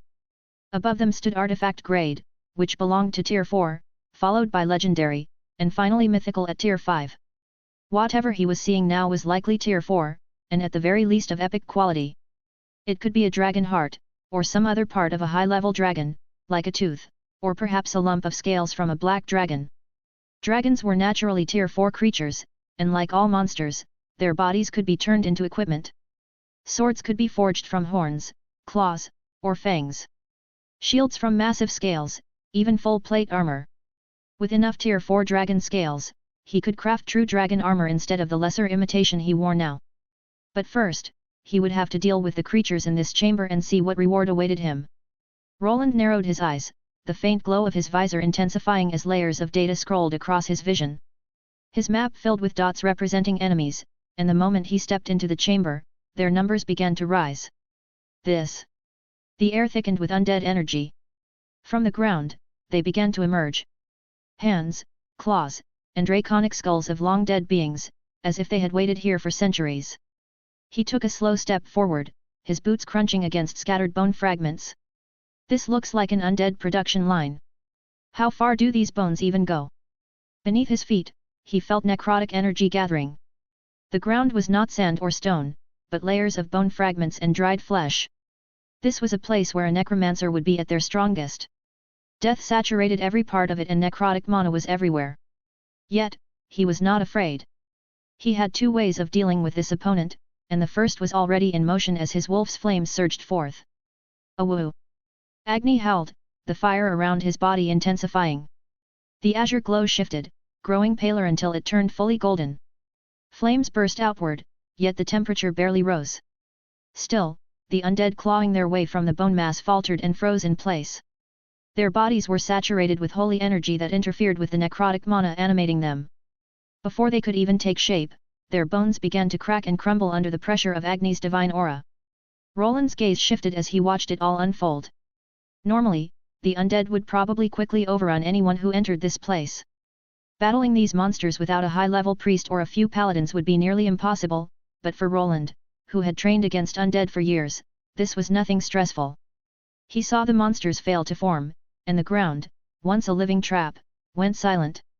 Only the larger skeletons and the zombies of the lesser dragons retained their shape, as they had already existed when Roland and Agni had entered this chamber. Spread out and keep them busy. As the necromancer noticed what was happening, it rose from its bony throne. The golems at Roland's side surged forward, divine runes glowing as they activated lesser fields of holy energy, attempting to flood the vast chamber. Necrotic mana lost its properties near holy energy, making it harder to gather, but against a powerful foe like this necromancer, it functioned only as a weakening effect. The draconic lich rose slowly, its skeletal frame unfolding with eerie grace.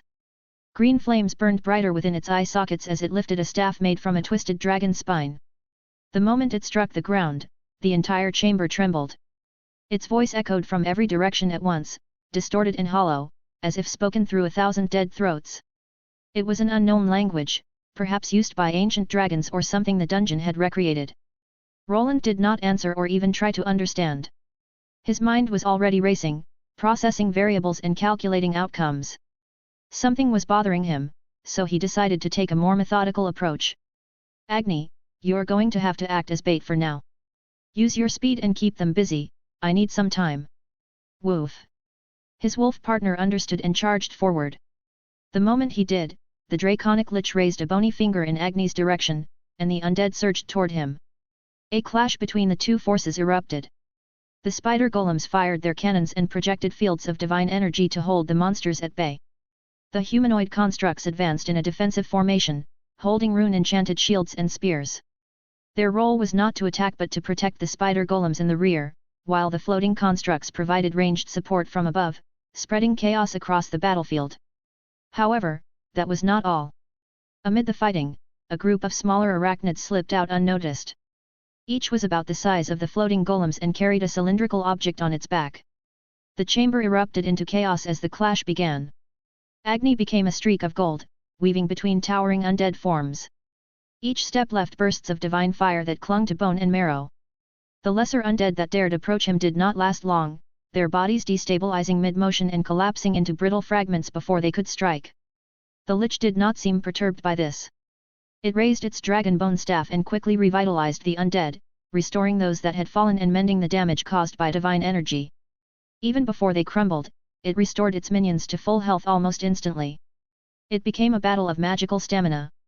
Every time one of the undead fell, another was assembled in its place, only to be struck down again by Agni or the spider golems clinging to the walls and hiding behind the humanoid constructs. It was clear that if this continued, Roland's side would eventually lose. His reserves were vast, but even he could not compete with the dungeon's near-limitless mana. Keep it up, Agni. I almost have it. At first, the solution seemed obvious. Defeat the lich controlling the monsters and the rest would fall. However, from the moment Roland entered the chamber, he knew something was wrong. If he relied on standard tactics, he would fail, but after analyzing the situation thoroughly, an answer presented itself. He soon realized that even if the Lich were destroyed, the battle would not end.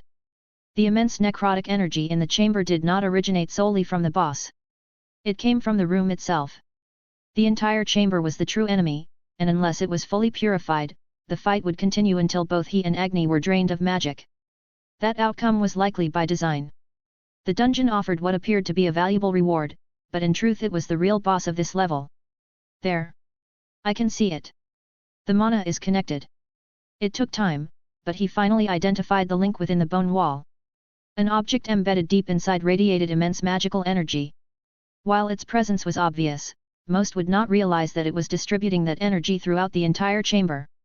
It was a massive power core, the true force behind the undead dragons, and something most adventurers would hesitate to attack for fear of destroying a treasure, as it closely resembled a dragon heart. The Lich looks like the main foe, but it's only a puppet made and controlled by that thing. Everything became clear once he understood the Lich's purpose. Most adventurers would focus on it instead of the hidden weak point behind it, and that mistake would be their undoing. Roland was not a typical adventurer. He was a runesmith who analyzed everything to a fault. His plan began by drawing the defender's attention. He raised his own staff and tuned himself to the necrotic energy within the chamber. One of the lesser dragons stopped moving, then another, then a third, as he wrested control away from the dungeon. Finally, the spider drones revealed their purpose. Throughout the chamber, cylinders inscribed with runes had been carefully placed. As they activated, everything was ready for the full counterattack. The runes on the cylinders ignited one after another. At first, the light was faint, barely visible beneath the storm of magic raging inside the chamber. Then the pattern connected. Thin lines of pale energy stretched across the floor, linking the devices into a vast formation that spread across the entire battlefield. The glow cut through the necrotic haze and, suddenly, the magic ceased. That should do it, but I think our friend isn't too happy. Within the chamber, the air began to shift as an invisible barrier took hold. It did not destroy the undead monsters or kill them outright, but it did something far more important. It halted the reanimation spell that had been constantly working in the background, stripping the monsters of their greatest advantage. I could call this the runic magic cancellation field. How does that sound? Roland spoke as he ordered his golems and the undead under his control forward. The remaining enemies would be the last. He was now able to block new spells from forming. No more undead could rise from the bone piles, and even the Lich could not summon more on his own. He saw the core embedded in the wall react frantically, but each attempt to cast a spell fizzled out before it could take shape. This was a technology similar to anti-magic powder, but far more selective. It took time to set up and consumed a great deal of resources, but when used properly, it could keep enemy magic in check. As long as the devices at the edges of the chamber remained intact, the field would hold. I can finally use this. From his spatial storage, he retrieved an old weapon. It had once been a two-handed axe, but now resembled a mace. Forged from elder gold, it was a weapon he had obtained from the Albrook dungeon. After several modifications, he had reforged it into something smaller, yet far more powerful. Elder Gold Mace, highest unique, highest divine smite, aura of golden glory. Time to finish this. Agni, do not hold anything back. Awoo. At once, the chaos within the chamber intensified. Agni's flames surged, engulfing everything in a blazing inferno. Dozens of undead still remained, but their natural weakness to divine energy left them severely weakened and far easier to manage.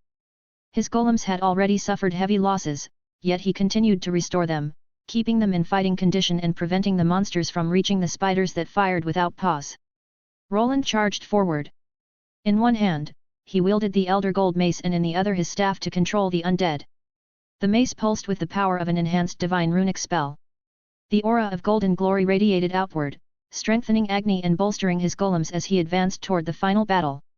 The Lich hissed in indignation as its creatures failed to stop his advance. It tried to cast spells, but nothing emerged.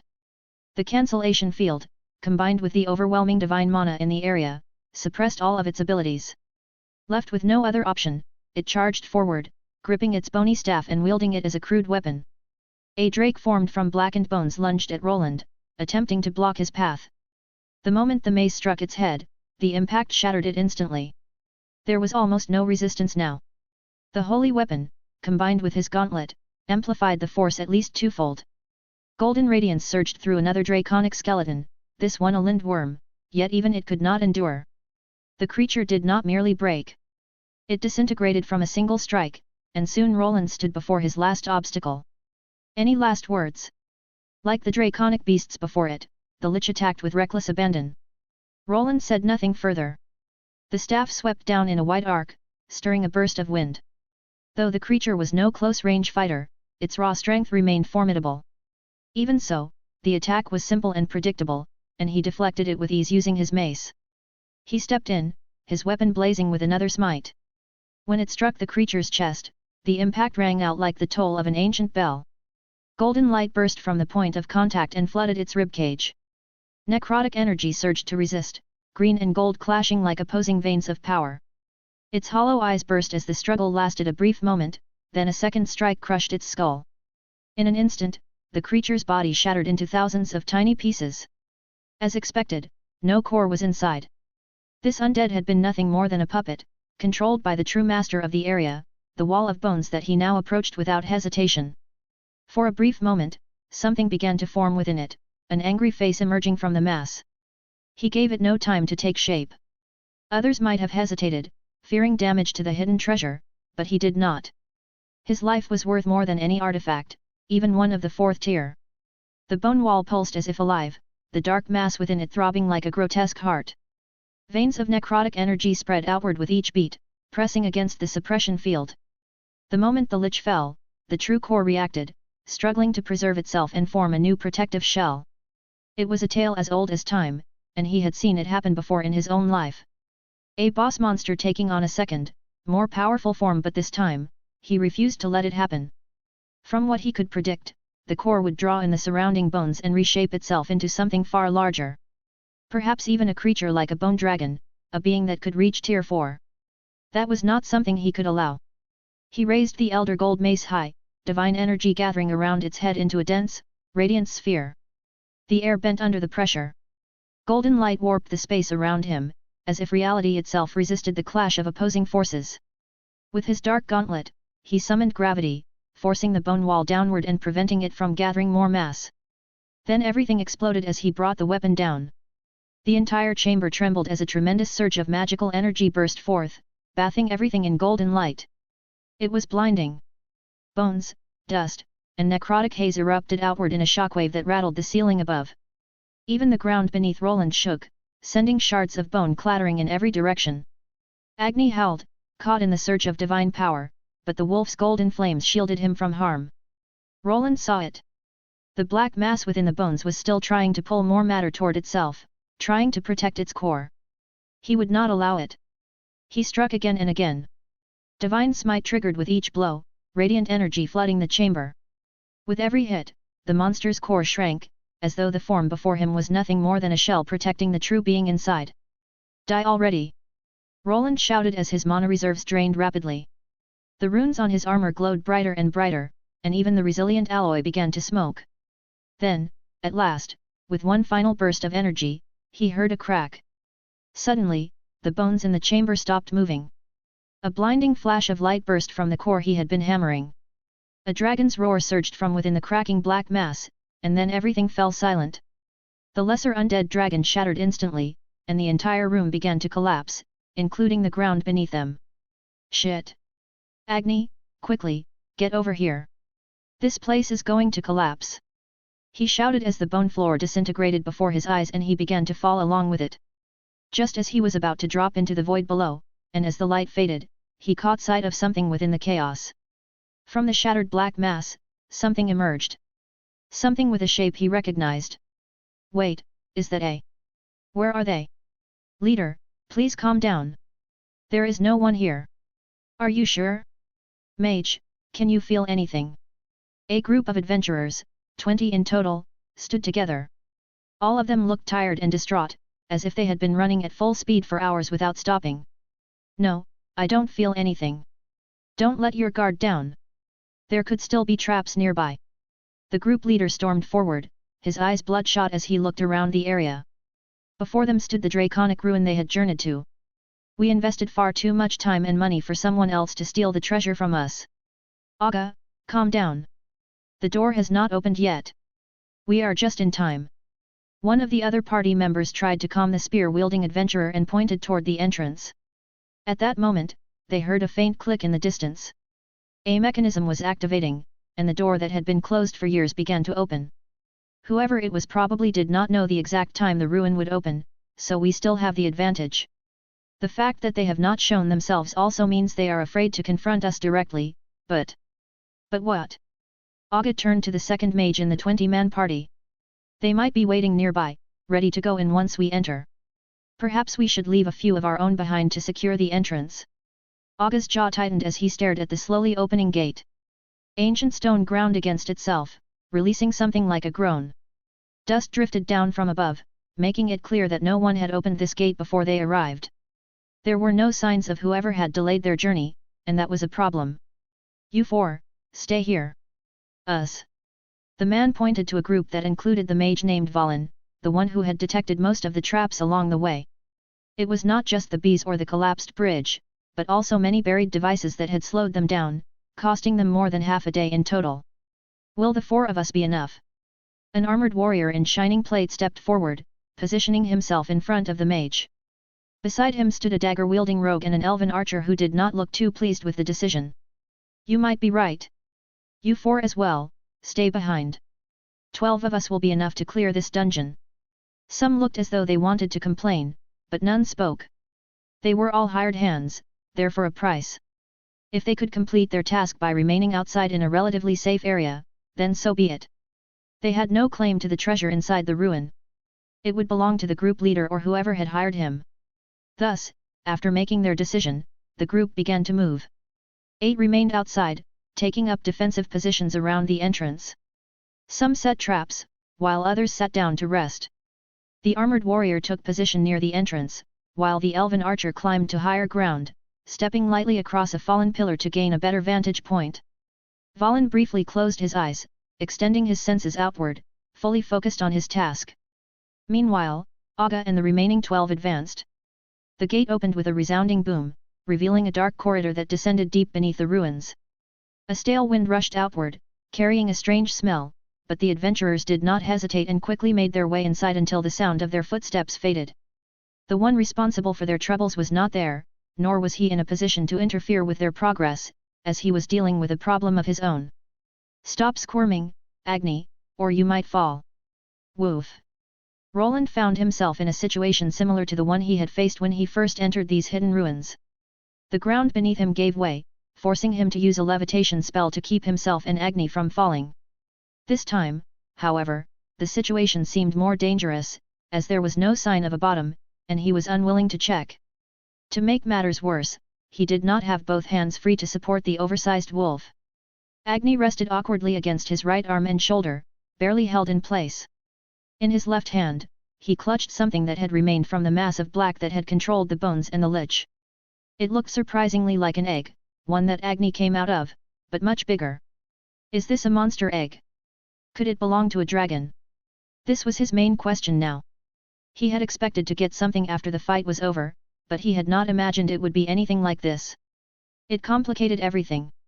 If this really was a dragon egg, it was far more troublesome than useful. Taking apart dragon remains for materials or selling them was straightforward, but this felt like holding a nuclear bomb in his hands. If people lost their minds over a single dragon heart, they would go completely insane if a real dragon appeared. Should I even take this? What would I even do with a dragon? Roland was not a tamer, nor did he intend to raise a dragon only to harvest it later. These creatures were highly intelligent and capable of learning human language. He also could not be sure what was inside the egg. It might contain a true dragon, but it could just as easily be something lesser or something entirely different. There was no way to know until it hatched. Woof. I know, stop squirming. We are almost back up. Before he could think any further, he needed to deal with his immediate situation. The temple where he had fought had completely collapsed after his victory, leaving nothing but an empty void in its place.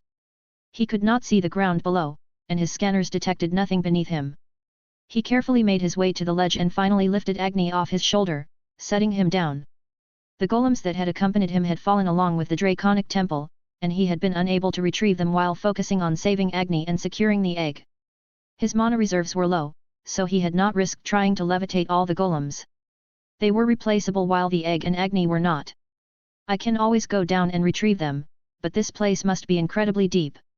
Roland looked down and tried to re-establish a connection with his golems, but failed. That meant they had fallen far beyond his range, likely more than a kilometer deep, into a vast chasm that might lead nowhere. Once he accepted the loss of most of his equipment, the remaining floating golems cast light over the area. With visibility restored, he could finally examine the egg in his hands. It bore a strange pattern. Dark veins twisted through streaks of gold and silver. Its surface was not smooth, instead covered in a faint texture that felt almost like scales. It was solid, and he tapped it lightly to test its strength. This might be harder than steel. I wonder if it is possible to inscribe runes on an eggshell. Roland narrowed his eyes as his visor flickered to life again, scanning the object repeatedly. To his surprise, aside from its unusual pattern and its size above that of a watermelon, it seemed entirely ordinary. He had expected a dense concentration of mana or some form of radiation, but his instruments detected nothing that suggested a powerful creature slept inside. Will this even be able to hatch? He wasn't sure what to think about the reward he had received. It reminded him of the surprise that Agni had been, which made him question whether keeping it was a good idea. The obvious problem was how to hide the creature, or whether it could even be trained. Dragons were not easily tamed, so there was always a chance it could turn its fire breath on him. Agni, come here for a second. Woof. Hold still for a moment. If this has a living being inside, I cannot store it. Turn back into your ruby form first. Roland was not sure how the egg would react to Agni's flames. If there was a dragon hatchling inside, the divine fire his wolf produced could kill it. Once Agni shifted, his red ruby form took over. He was no longer blue, as the effect of the gem he ate had worn off. There, it's secure. Be sure to keep it safe and leave the monsters to me. Worf. Agni was confused about the egg strapped to his back. The wolf kept turning his head, trying to look at it, but could not. It was secured in a way that would not interfere with the harness he would soon have to use to carry Agni over the chasm. Stop squirming and let's go back. Agni tilted his crystalline body awkwardly, trying to peek at the strange burden fastened to him. The egg remained firmly in place, secured with reinforced straps Roland had assembled from his remaining gear. I said stop it. Roland muttered, adjusting the bindings one last time. If you drop that, you are not getting any mana crystals for a whole month. Woof. The wolf clearly understood and snapped his head forward at once. With that settled, Roland began retracing his steps. As before, he used the glider to cross the chasm after a short break in which both he and Agni recovered their mana. Even though the temple that had held the egg had collapsed, parts of the hidden ruins remained, along with the monsters roaming through them. He had no idea whether the collapsed area would restore itself and offer another opportunity for a similar egg, but he was not counting on it. Extremely rare items did not simply reappear like common dungeon loot, and it would likely take years before he could face that creature again. Retracing his path was easy enough. The traps and puzzles he had encountered were still deactivated, as he had only been in the area for about half a day. The monsters, however, were still there. Some had reappeared, while others had wandered in from neighboring corridors. It was much easier to return this time, even without Agni's help, though plenty of enemies still roamed the area. While he could have fought them, reaching the initial chamber mattered more, so he moved carefully. He waited for patrols to pass or used concealment spells to slip by unnoticed. Thanks to this cautious approach, retracing his steps took only 2 hours instead of the half-day it had taken to reach the hidden temple. I think we have some friends above us, Agni. As soon as he returned to the initial chamber, he noticed the group waiting above. His overhead monitoring system kept him informed, and even the mage who had previously detected some of his constructs remained unaware of it. So they arrived not long ago. What should I do now? He had come here to enter the ruin and claim its treasure, and in that regard, he had succeeded. Still, there was something more he could pursue. The more obvious ruin had opened, and it likely held another valuable item. Not really worth the risk this time. His golems had disappeared into the underground chasm, leaving him with limited options against multiple opponents. If he still had them, he could have used them as expendable forces to distract the adventurers and overwhelm them. However, that would likely require killing several of them, and he was not convinced the potential reward justified it. Awoo! Getting impatient? Just sit down. We'll be stuck here for a few more hours, Agni. He could try to leave the way he came, but that would expose him to the group of 8 adventurers above. Instead, he decided to construct a new teleportation gate, turning this hidden underground ruin into a travel hub within the third ring.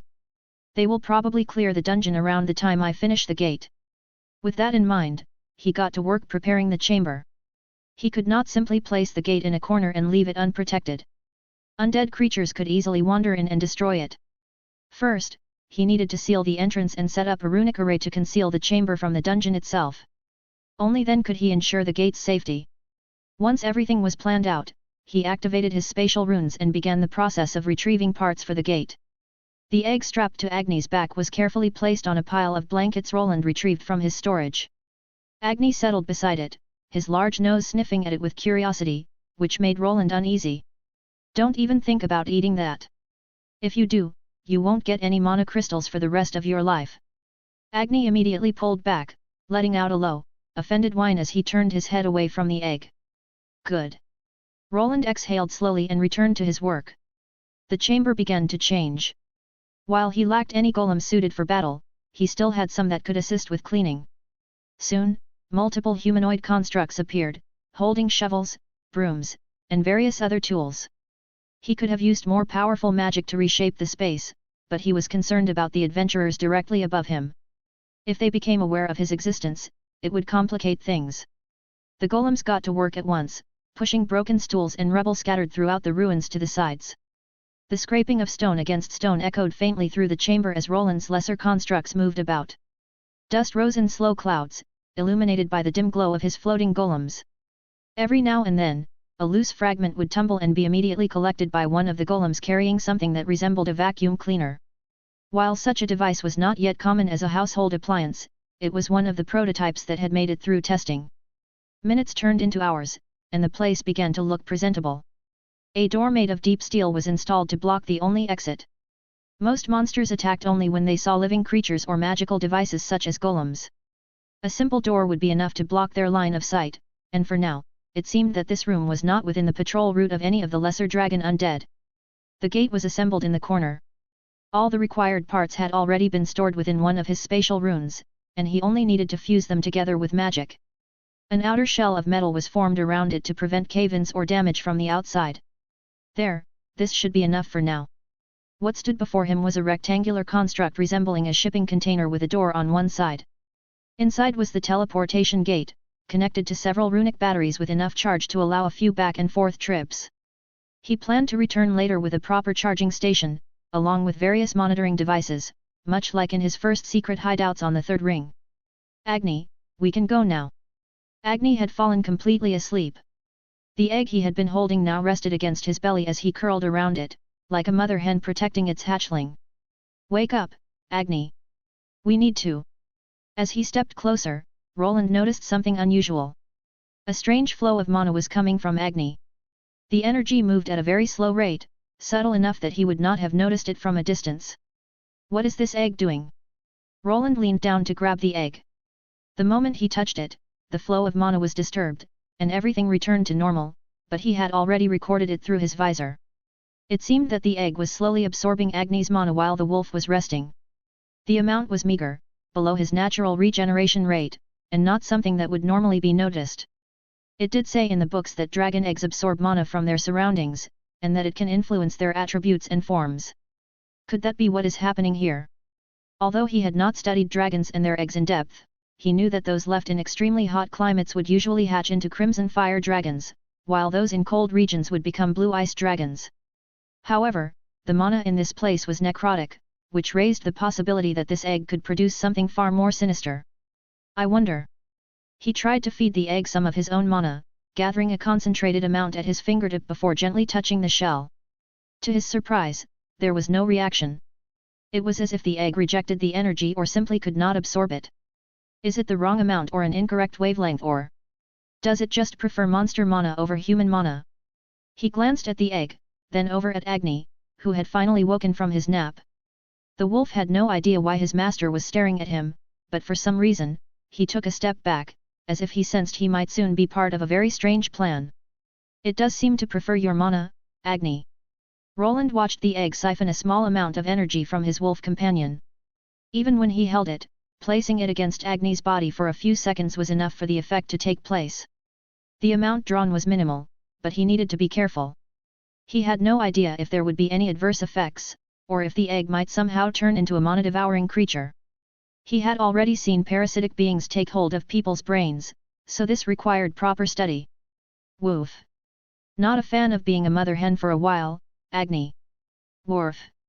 Haha, it's fine. You won't have to. We can probably give it mana in other ways, too. While it would have been a comedic sight to see his wolf forced to sit on the egg like a mother hen, Agni had better things to do. Instead, Roland could have him release his mana into a specialized container that would channel it into the egg. Considering how little the egg consumed, sustaining it should not be difficult. Agni's level had risen tremendously lately. If he released a few concentrated spells and Roland managed to harness part of that energy, it would likely be enough to keep the egg nourished for days, perhaps even weeks. Now then, should we head home? Awoo! The teleportation gate stood assembled, emitting an irritating buzz as Roland assessed his surroundings. The egg might be a potential threat, but this area itself felt like the true treasure. With high-level undead present, it offered an ideal place to train not only himself but others back home.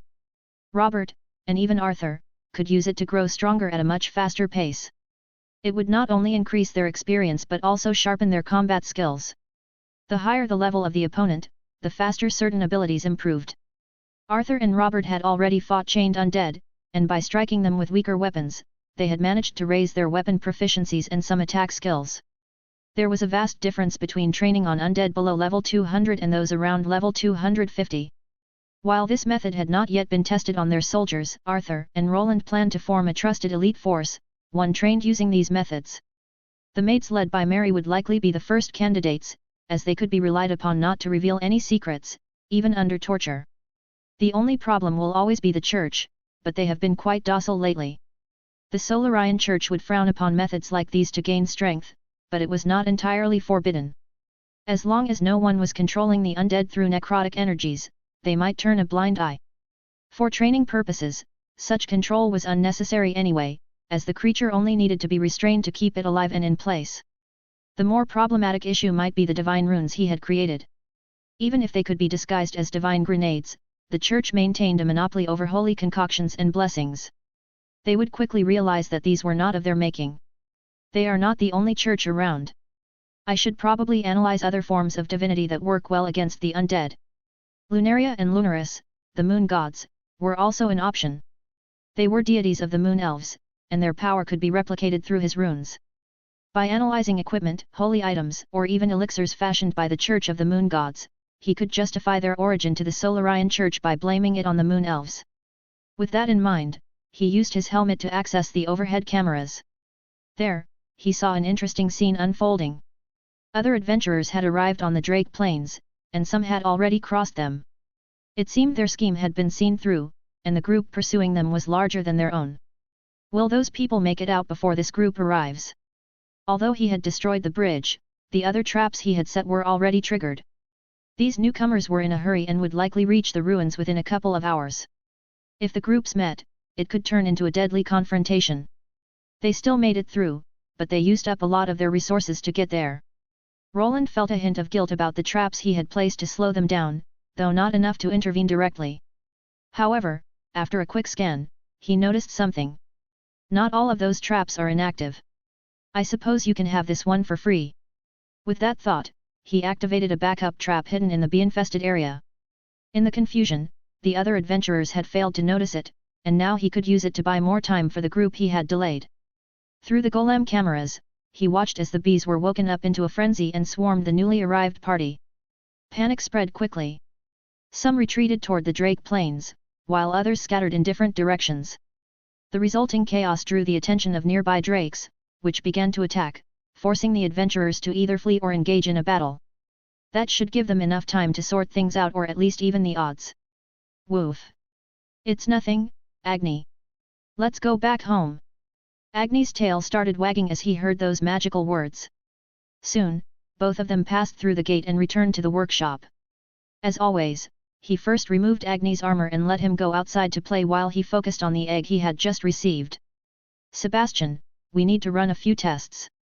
Inside an empty room, he placed the egg in a secure stand that he had shaped to fit it perfectly. The chamber itself had been assembled recently. It was built with defense in mind, and a heavy vault-like door blocked the entrance. If he wanted to store a priceless dragon egg, this was the safest way to do it. It was a place even his assistant could not enter, not because of distrust, but for safety reasons. The room was designed for dangerous projects that no one below a Tier 3 battle class could handle. I really hope this does not turn into some undead monster. He was not convinced about what would hatch from within, so he needed a room that could suppress and contain it while he conducted his analysis. Runes etched into the stand acted as the first scan. Then, from the sides, several metallic arms with multiple joints extended. They were equipped with runes, mana probes, temperature gauges, and mana resonance detectors. Seal the room and do not let anyone inside except me. Saturate it with low amounts of mana. Try divine first. Yes, master. Sebastian's voice echoed through the workshop. Even though he had a golemic puppet body, his presence was not limited to it. He had continued upgrading his tower spirit to perform more functions, and his learning capacity remained impressive. With Sebastian's help, he planned to expose the egg to various mana wavelengths to see how it reacted. While he could mimic many mana patterns to activate spells, creating a perfect copy was still beyond his ability. There is something unusual about this egg. Even a wavelength similar to Agni's is not being absorbed. Perhaps I will need to create that mana container. Unfortunately, he could not feed it a mimicked version of Agni's mana pattern, and the egg showed little interest in absorbing any other variations. Even when the mana was dense and powerful, it had no effect. Still, he confirmed one important detail. There was a living being inside the shell. A faint pulse responded to his probing. It was not strong or aggressive, just present. Only thanks to his mana phantom research, which allowed him to perceive beyond normal energies, could he detect it. A tiny soul was forming within the egg. When it would hatch remained unknown, but he still intended to feed it Agni's mana for several reasons. So you are alive, but what you will become is still a mystery. I should probably secure this place first, and if you prove to be dangerous. The vault had already been reinforced with various enhancements and thick walls lined with metal, but it was not enough. He had no idea what would hatch or what capabilities it might possess. It could spit acid and melt through regular metal, or perhaps release a poisonous fog. The possibilities were many, and each one required a countermeasure to keep his wife and the nearby residents safe from harm. With that, he completed his latest mission. While he had not obtained whatever lay within the proper ruins themselves, the treasure he received was likely worth far more. Now that this task was finished, he needed to prepare for what came next. Boss, you're back. That I am. Have you spoken with the Union dwarves about the train? They are ready to build a proper station, but they cannot decide on the design. Perhaps you could give your input, boss. Plans? Here. As he stepped away from the chamber holding the egg, more work was already waiting for him. Bernier handed him several diagrams for the new train station. The underground railway was still in its infancy.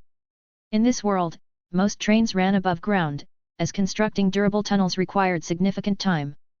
The architects here also struggled to plan far enough ahead to account for cave-ins, shifting earth, and the dangerous ecosystem beneath the surface. Since mathematics was also just a skill, everyone relied more on instinct than precise calculation. Builders depended on intuition, experience, and the bonuses granted by their crafting classes rather than strict measurements and predictive models. Fortunately, the tunnels beneath them had been reinforced with mana, eliminating the need for support columns to prevent collapse. The area was also carefully monitored to guard against monsters entering. Although Roland was not a trained specialist, his background in the modern world gave him a clear sense of how an underground railway should function. In his previous life as a student, he had often taken the subway to and from campus. He could easily adjust the layout to improve the flow of passengers and prevent trains from obstructing movement. At first, the system would consist of a single train traveling back and forth while exchanging carts, but it could later expand to include multiple trains if it proved effective. I expect the Duke to provide funding once he realizes how much faster this method of transportation is compared to traditional merchant routes. Trains in this world were nothing new, but they were used mostly for transporting passengers rather than resources. Because of spatial items, there was little need for massive carts capable of carrying enormous quantities of materials. They also had a major weakness compared to traditional merchant caravans: their defensive capabilities. The world was filled with monsters, bandits, and evil cults. A train that traveled the same route repeatedly became an easy and predictable target. In the past, there had been several attempts to make trains a viable method for transporting valuable goods. However, after repeated robberies, the areas where trains operated became increasingly restricted. Merchants were forced to hire adventurers and mercenary bands for protection, which made transport quite expensive and limited its use to only the wealthiest. But this situation was different. Everything here would run underground, monitored safely by his golems and Sebastian. Roland was confident he could guarantee safe passage, and for that level of security, people would be willing to pay even a premium. Did they even check the dimensions? We can't fit something like that in here. Let me correct this quickly. Roland frowned as he studied the plans in front of him. It reminded him of the earlier mistake made by the dwarven craftsmen when they had failed to account for the width of the locomotive, which caused issues with the initial railway placement.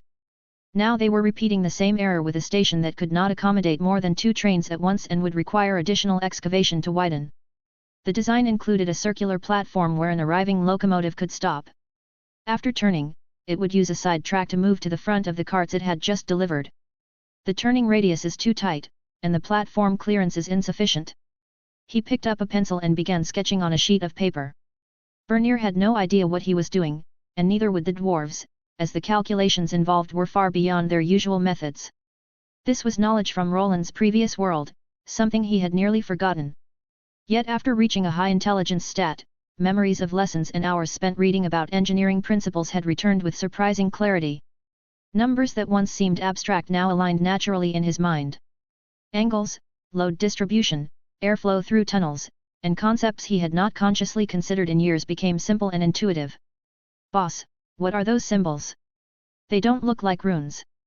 Bernier squinted at the page as Roland filled it with precise markings and annotations.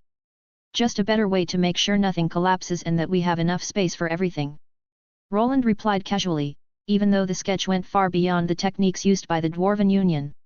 He adjusted the curvature of the turning platform, widening the radius to accommodate not only the current locomotive but potential future models.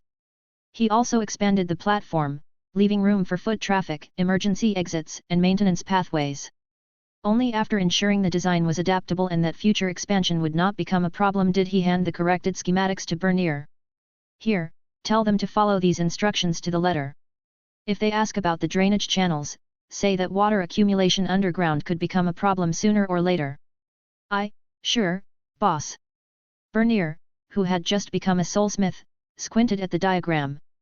While he was good with his hands, when it came to train making and design, he was still a greenhorn. "Good. Then get this to the dwarves. I'll check on everything afterward." As Bernier hurried off, Roland leaned back slightly, his thoughts drifting once more. There was so much work to do, and he had not yet even properly started designing the golem he needed for the competition. To do that, he would have to speak with Master Hassam and somehow convince him to make a trade. Should I prepare it beforehand as a gesture, or will he get suspicious?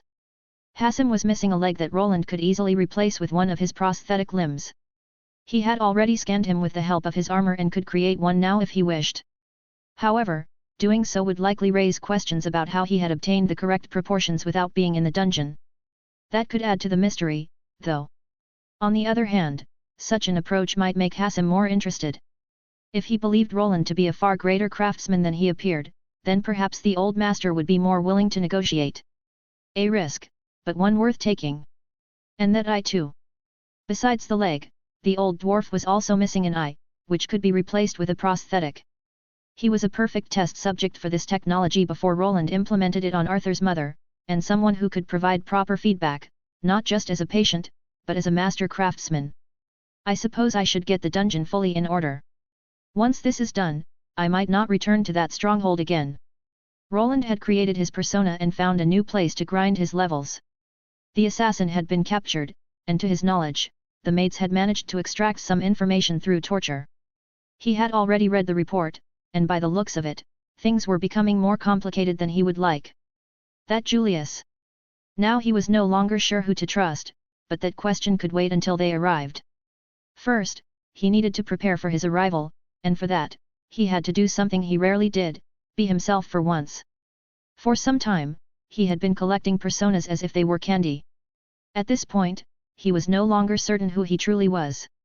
Was he Wayland the craftsman, the deputy professor, or perhaps the High Knight commander? It felt as though every few years he adopted a new identity, as he had recently done with Siegfried. Now he would finally face a master runesmith who might surpass him in many ways, and that was something he had very little experience with. "I'm not sure about this, boss, why don't I sit this one out instead?" "No. But..." "No arguments, Master Bernier. Straighten up. We have an old dwarf to win over. At least try to behave like a tier 3 master." But why do you need me for this? Won't the old beard just be annoyed with me?" Roland passed through the stronghold gate, looking different from his usual self. The armor he wore for his Siegfried persona was gone, replaced by a half-plate suit that left parts of his body uncovered but still bore intricate runes. His face was also partially visible, as he wore a mask similar to the one he used within the Valyrian city estate. At his side was Bernier, his assistant, though for now he stood as an equal.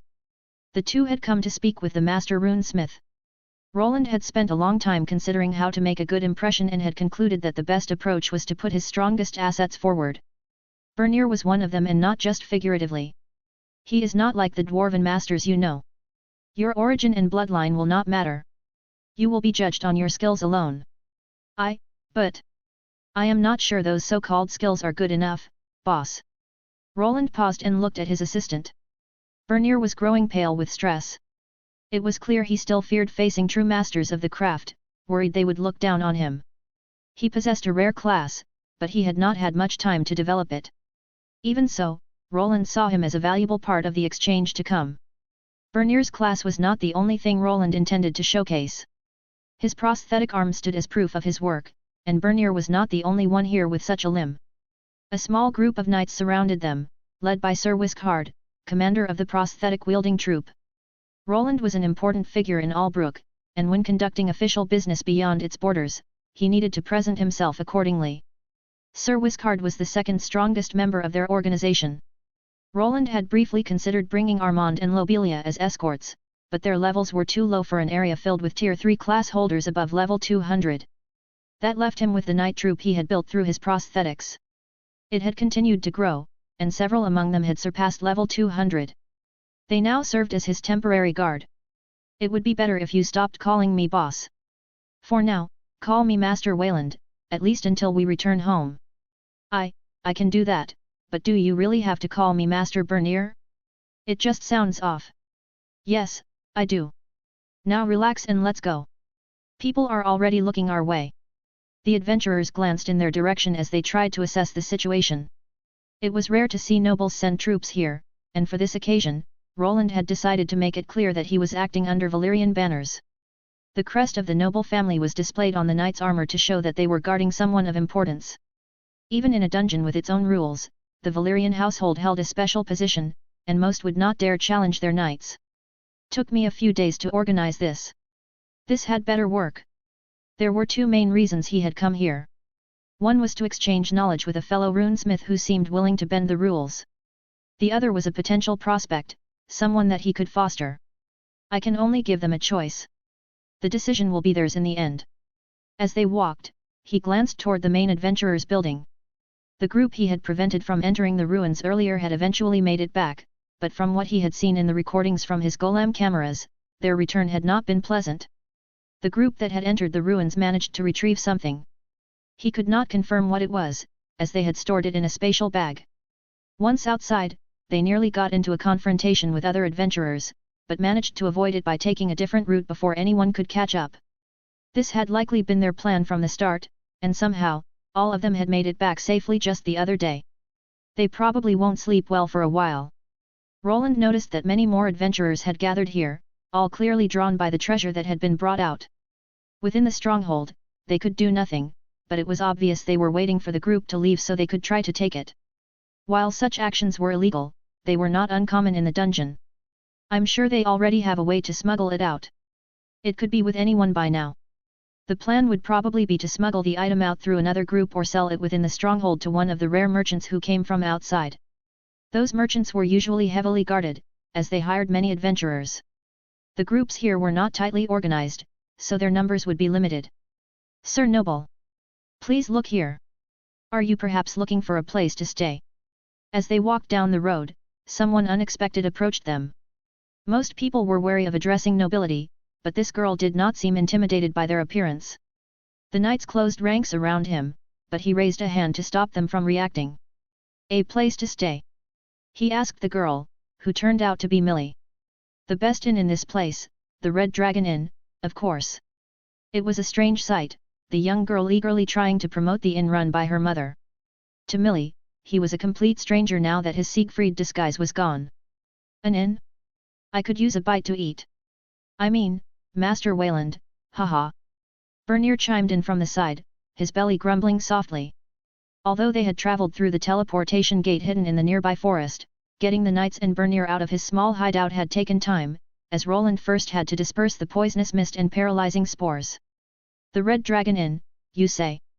Millie straightened at once, clearly pleased that he had acknowledged it. Yes. The best food, clean beds, and fair prices. My mom runs it, and we don't cheat our customers. She added the last part quickly, as if such accusations were common here. Bernier leaned in slightly as his stomach rumbled again. Ever since reaching Tier 3, his assistant had started eating more. It seemed that food replenished his soul energy faster without making him gain much weight. That sounds good, but unfortunately, we already have plans, young lady. Although Bernier was hungry, he knew Roland was here to meet Hassem and then leave.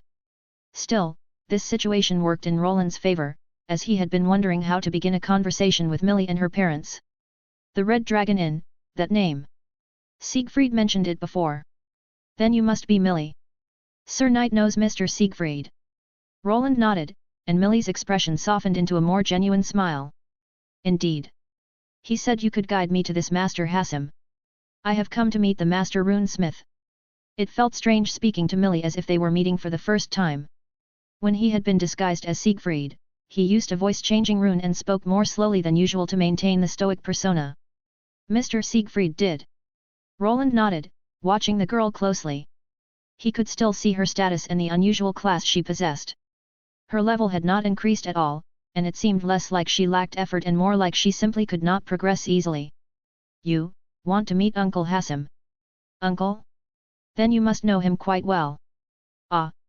Mill covered her mouth as if she had said something rude. He was not quite sure why, but Hassem treated the girl and her family well. The chatter soon picked up again, and before long, he met the girl a second time and had her guide them to the Master Runesmith like before. She does seem curious. Along the way, Millie could not help glancing his way and at the knights around them. She clearly noticed the strange limbs they were using. Some of the metal parts were exposed, and the main knight's prosthetic eye glowed faintly. Eventually, they arrived at Hassem's workshop, the same place he had visited before. Impressive golems. They are, aren't they? Wait here, sir. I'll tell Uncle Hassem that you are here.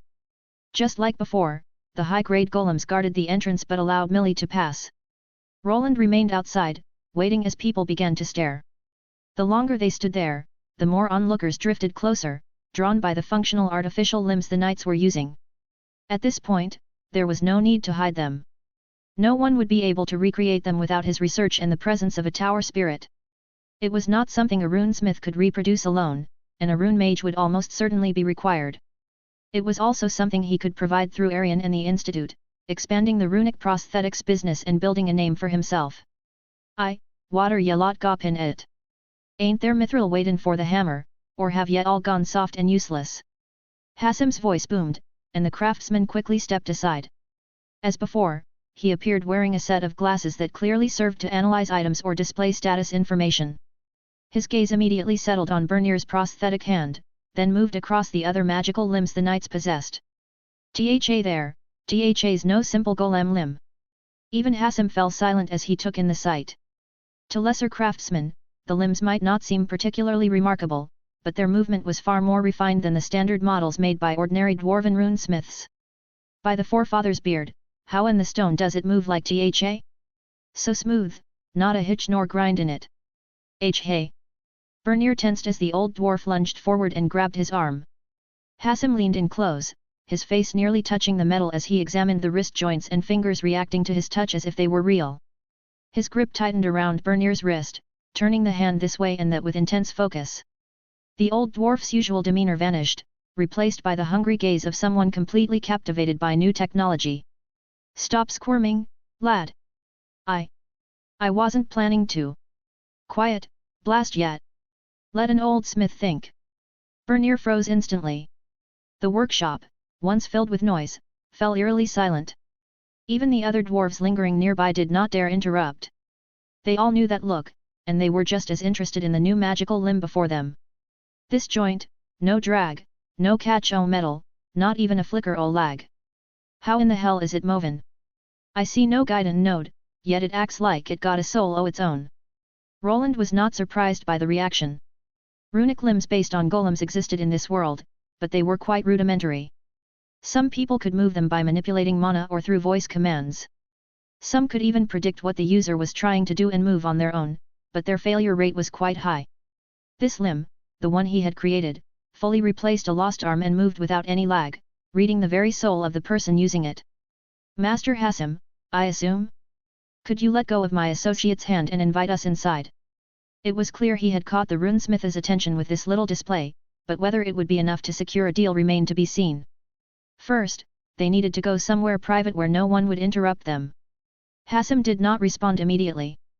His fingers were still wrapped tightly around Bernier's wrist, thumbs pressing against the joint as if he expected it to reveal some hidden seam under enough pressure. For a moment, it seemed Roland would have to pry his hands off by force, but finally his words broke through. Inside, yes eh? Wait now, Yamin Yuri the one, Siegfried should have told you about me. I'm Wayland. Did you receive my letter? A letter, was it? Tha Weebird, I've seen it. So Yuri the smith what forged his armor, and this marvel too, Roland simply nodded. The old man with the peg leg finally straightened up. He seemed slightly embarrassed by his behavior, though not for long. Oi, water yet all starin' it? Back to your anvils, the lot o yet. Metal won't shape itself. Hassim took out his frustration on his workers, who instantly scrambled back to their stations. Hammers rang and bellows roared as if nothing had happened. Yet the stolen glances remained. Every dwarf in the workshop now knew that something extraordinary had just walked through their doors. Ahem. After clearing his throat and taking one last glance at Bernier's arm, he finally beckoned Roland inside. Right then, let's be headin' inside, shall we? Indeed. The interior of the workshop was much as Roland remembered. Just like before, he was led to the same room. This time, however, there was a small difference. The other runesmiths who had previously tried to examine his black armor were gone. Only Bernier and Hassim remained, along with two golems standing in the corner. The knights acting as his bodyguards were asked to leave, and at last the craftsman had something to discuss. So then, what is it Yuri after from me, exactly? Hassim clearly knew Roland was not here for idle conversation. This was an exchange of information, and one that the old dwarf seemed to be losing. He had already shown his greed upon noticing the runic prosthesis, so Roland might not even need to play his other card, Bernier. Straight to the point. I like that. I'll keep it short then. The schematics for your golems. Give them to me, and I'll fix your eye and leg. Silence filled the room as Hassim let out a sigh. The golems, Ha. Oh course yedi set your eyes on em, but I'm not so sure I'll be pardoned with those for this alone.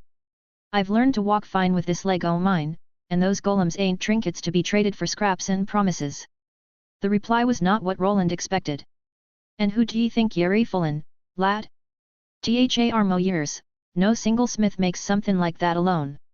Ya had rune mages at your back, didn't ya?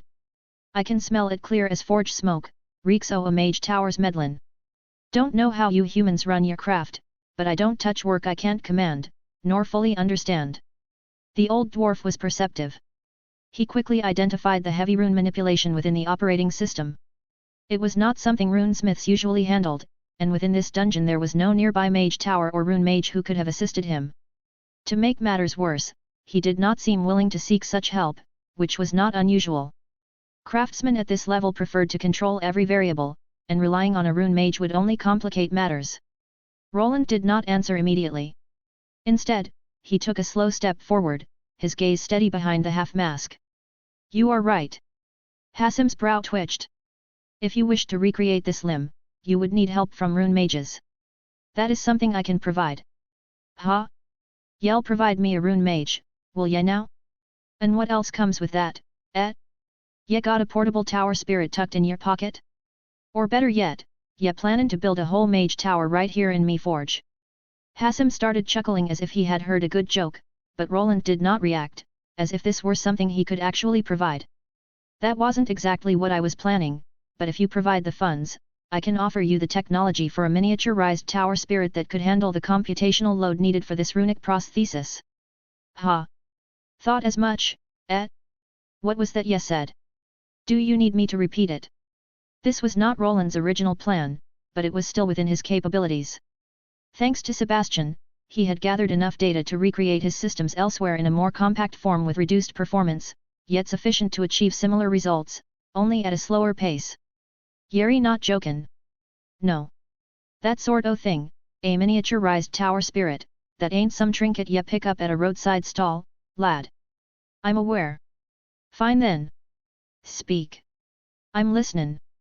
Hassim was clearly skeptical about the claims, but after glancing at Bernier's prosthetic hand, he could not help but believe at least part of it. Even so, he did not seem fully convinced. Still, me golems, they're a craft passed down through me bloodline, generation on generation. I can't just hand that over like spare nails. Not convinced? If you need more, then perhaps this will help. Roland looked at Bernier, who was just standing there. Ah, was that the signal? Finally, his assistant panicked and, with trembling hands, pulled out a small ornate dagger. At first, Hassim did not know what to make of it, but then his eyebrows twitched. By the, what in the deep halls is this enchantment? The man lunged at Bernier again, just as he had when he first saw the prosthetic hand, and this time it seemed he was truly hooked. See can I? Don't ya move even a single hair, lad, or I'll tan your hide and make fine leather boots out of it. Bernier froze mid-sentence, his arm still awkwardly extended, the dagger clutched in his hand. Hassim snatched it with surprising speed for someone his age and turned it over again and again under the dim light of his office. ACH, the rune works quite fine, but what in the blazin' deeps is this extra energy? This ain't no ordinary rune magic, no. Roland watched the old dwarf analyze the dagger he had brought. The old man was using some kind of identification skill, so he could probably see the soul enchantment that Bernier had placed on it. Even in this world, that sort of thing was rare and not something most runesmiths could hope to work with. Runic craftsmanship was broad and, in a sense, could be shaped to imitate most spells in one way or another. Even so, it had its limits. It could not affect skills directly. It could not grant skills that did not exist, nor could it enhance their potency outright. Bernier's new class, however, could do exactly that. It might even allow something Roland had not yet found an answer to, though that was something he would need to examine later. The dagger itself was made from a small amount of mithril mixed with cheaper alloys. By material alone, it would rank on the lower end of Tier 3, but the enchantment increased the wielder's dagger proficiency. It was clear Hassim was glancing at his status screen, watching the skill rise. Even as a craftsman, the Runesmith class was still a hybrid battle class that required a mage foundation. Even those who rarely fought usually picked up some proficiency with knives or daggers over the course of their lives. By the great forge o' the ancestors, could it really be true? The long-lost art o' soulsmithing. Lost. This was new information Roland had not expected. The books and records he had read were mostly rumors and speculation, and he had assumed the dwarves simply guarded their secrets closely. However, if Hassim, a master runesmith, called it a lost art, then Roland had to consider the possibility that even the dwarves no longer possessed it. If that's true, then soulsmithing could be more valuable to dwarves than even runic prosthetics. He glanced toward Bernier, who was clearly uncomfortable under the old man's intense gaze. It was as if Hassim were looking at a legendary creature he longed to study. Perhaps they had never truly discovered how to achieve this class, unlike others, and did not know the requirements. However, Roland did. It wasn't really strange that this craft had faded away, as it seemed to require a deep connection to a soul. This could be achieved by losing a limb and replacing it with a prosthetic guided by a mana phantom. Dwarven arms were highly valued among craftsmen, so deliberately losing one to gain a new class was not something they would consider without certainty. Even then, self-mutilation was not something a normal person would willingly endure, no matter the promise of prestige. How should I handle this? The dwarf was clearly ecstatic. He kept picking up the knife and glancing at his status screen, as if checking whether his skill would drop again. Hassim's thick fingers trembled slightly as he passed the dagger from one hand to the other, his eyes darting between the blade and whatever only he could see. It rises, then it falls, rises again when I grip it proper like, by me hammer. Roland finally stepped forward and used his mana hand spell to pull the dagger away from Hassim. The old dwarf's brows quivered with disappointment, but after a moment, he seemed to realize how erratic he had been acting. Master Hassim, it seems you understand this dagger's true worth. And do not be surprised, but Master Bernier here is the one who enchanted it. Bernier swallowed as the conversation shifted to him. Hassim turned sharply in his direction and, just as he had tried with Roland before, attempted to inspect his status. This time, Roland did not interfere and allowed him to confirm the rare class. A true soulsmith? Could ye really be from our true homeland, lad? True homeland? Nothing that grand. Bernier waved his hands nervously, as if the very idea was absurd. Master Hassim, I think you have it all wrong. I am just a simple. Before he could finish, Hassim raised his voice. Simple.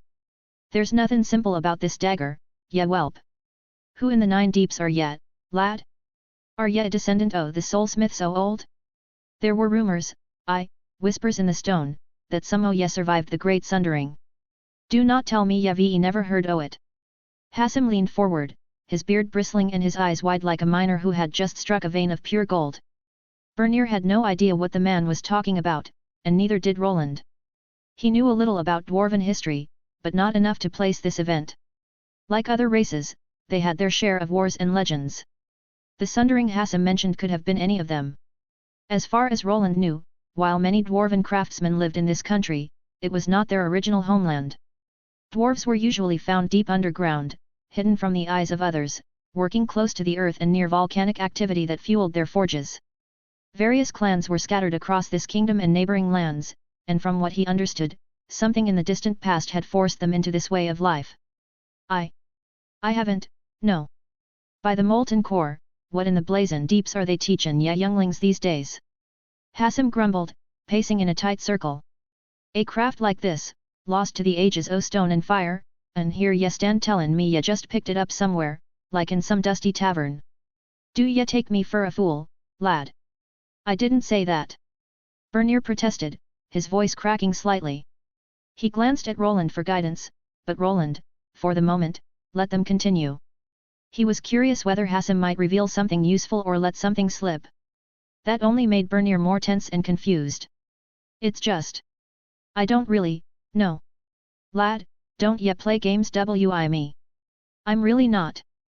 Bernier's panic continued to rise, and when it became clear Hassim would not offer any useful insight, Roland finally stepped in to save his assistant, moving in front of him.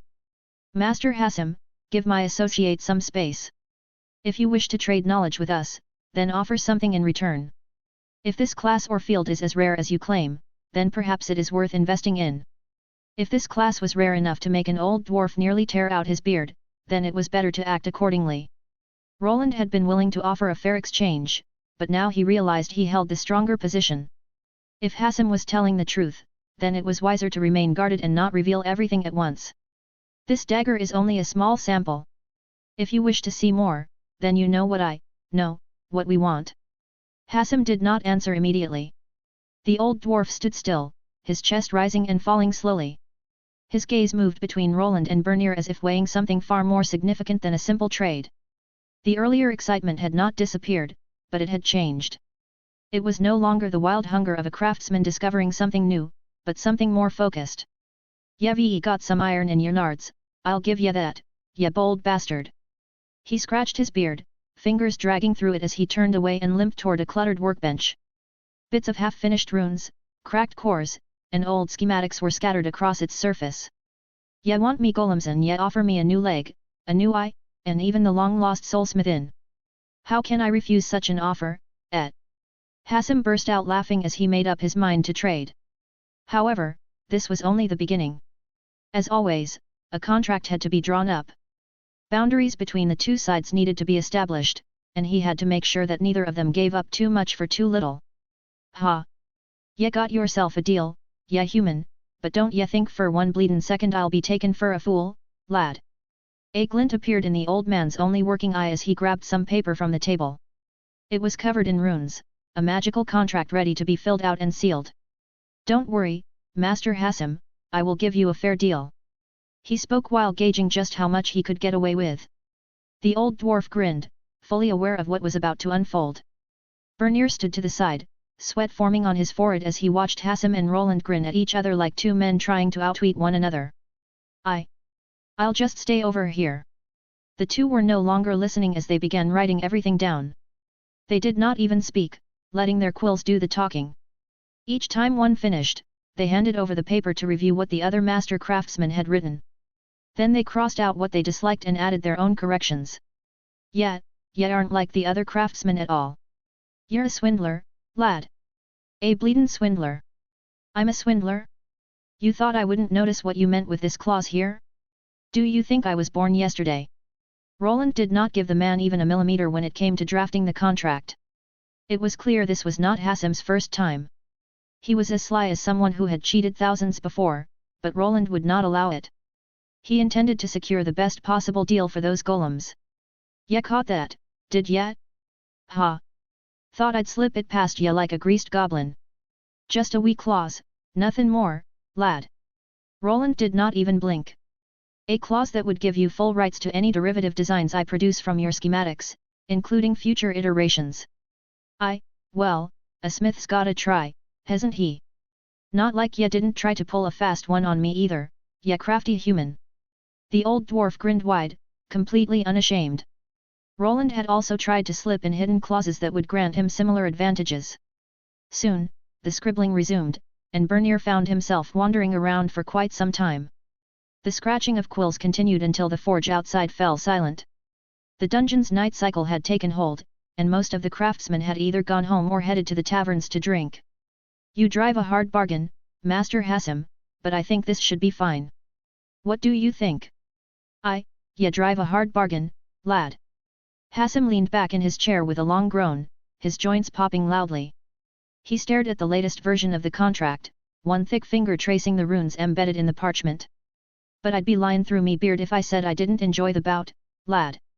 Roland remained standing and simply nodded. Then we are in agreement. The old dwarf nodded, and Roland finally glanced to the side at his assistant, who had dozed off in a nearby chair while the two had been locked in a battle of wits. Master Bernier, it's done. Hey! A drop of drool slipped from Bernier's mouth as Roland touched his shoulder. Bernier jolted upright so suddenly that the chair beneath him screeched against the stone floor. Hey? What, done? Already? Already, he says. Ha! Hassim snorted, though there was a tired satisfaction in his voice. Boy, ya slept through the whole bleedin' battle. And someone like ya is a soulsmith. The old dwarf shook his head in disappointment while Bernier wiped the drool from his mouth. Roland wanted to laugh, but not everything was finished yet. While he had obtained the schematics for the golems and could now begin his research, there was still something within the stronghold left for him to do, and Hassim would help him with that. I think the hour is not too late. Would you fulfill that part of the contract now, Master Hassim? Ya really think ya can help that child soar, lad? Her talents are wasted here, and after we assemble everything, she and you and her parents will be able to travel freely to the surface. Roland still intended to have a talk with Millie. For that reason, he had promised to assemble a teleportation gate here, with the cost covered by Hassim. It would be linked directly to Albrook, through which he planned to establish a trade route for precious items valuable enough to justify the gate's activation costs. The old dwarf's one good eye narrowed, his thick brows pressing low as he studied Roland in silence. It was clear that he had his doubts about the whole situation, but he could not go back on the deal, not now, after everything had been signed. Ya take care o' that lass, lad. Mind ya do it proper. I will, but I won't be forcing her into anything. Yet a strange one. Hassim narrowed his good eye again, and Roland was not surprised. While Millie had an interesting class, it seemed like an investment not worth the risk. Anyone else would take a regular runesmith under their wing instead, since there was no guarantee her class change would lead to anything worthwhile. However, to Roland this was a calculated risk he was willing to take. Millie had the character traits he desired in a disciple, and she would not betray his secrets. I get that a lot. Shall we? Hassim let out a long breath through his nose, then gave a small nod. A deal's a deal. But don't think this'll be simple, lad. I'm aware. Are ye now? The dwarf turned, grabbing a thick cloak from the back of his chair and throwing it over his shoulders. Then come. If ye're serious about this, I'll lend ye a hand. The forge halls had grown quiet. Where earlier there had been the constant ringing of hammer on anvil, now only steady flames remained. The orange glow of molten metal had dimmed, leaving long shadows stretching across the stone corridors. Yet a few craftsmen still worked, even at this hour. Bernier stumbled along behind the two, still half asleep, rubbing his eyes. Where are we even going? Quit your yappin' and walk, lad. Ye still have much to learn, but don't ye worry, I'll teach ye with these fists o' love, ye whelp. Bernier caught a strange glint in Hassim's eyes and quickly turned to Roland. Hey? What does he mean by that? Don't worry about it. Roland turned his head away in a way that only made Bernier more confused about what the two had discussed and why Hassim was speaking to him like that. Nevertheless, the group moved through the adventurer's stronghold toward the Red Dragon Inn, where Millie was waiting. The dungeon had dimmed, but the inns and pubs were bustling with activity, their doors spilling warm light and loud voices into the stone corridors. Sounds like the whole damned hall is drowning itself in ale tonight. Damn those adventurers, the noisy lot. Hassim muttered as they arrived at the inn. It seemed the adventurers who had gone to the old ruins were celebrating with a victory feast and plenty of drink. Some had spilled out into the streets, dancing wildly, while others leaned against walls, vomiting after having too much. Soon, however, they stepped inside the Red Dragon Inn, where the noise softened. This part of the building was meant for rest rather than celebration, and once inside, the sounds from outside were dulled by a silencing spell that helped guests sleep. Oh, can we finally eat something? Sure. Go ahead and order for yourself, and for the men as well. The knights who had come with him had been waiting outside while he wrote up the contracts, and they had not eaten either. Oh, Sir Wayland, you have come, but uncle, you are with him. Listen here, lass. There's something we need to talk about, so how about ye fetch your father and join us at the table when ye got a moment? Oh? Sure. Millie welcomed their group and called out to her mother to prepare some meat for everyone. Hassim and Roland, meanwhile, made their way to a table.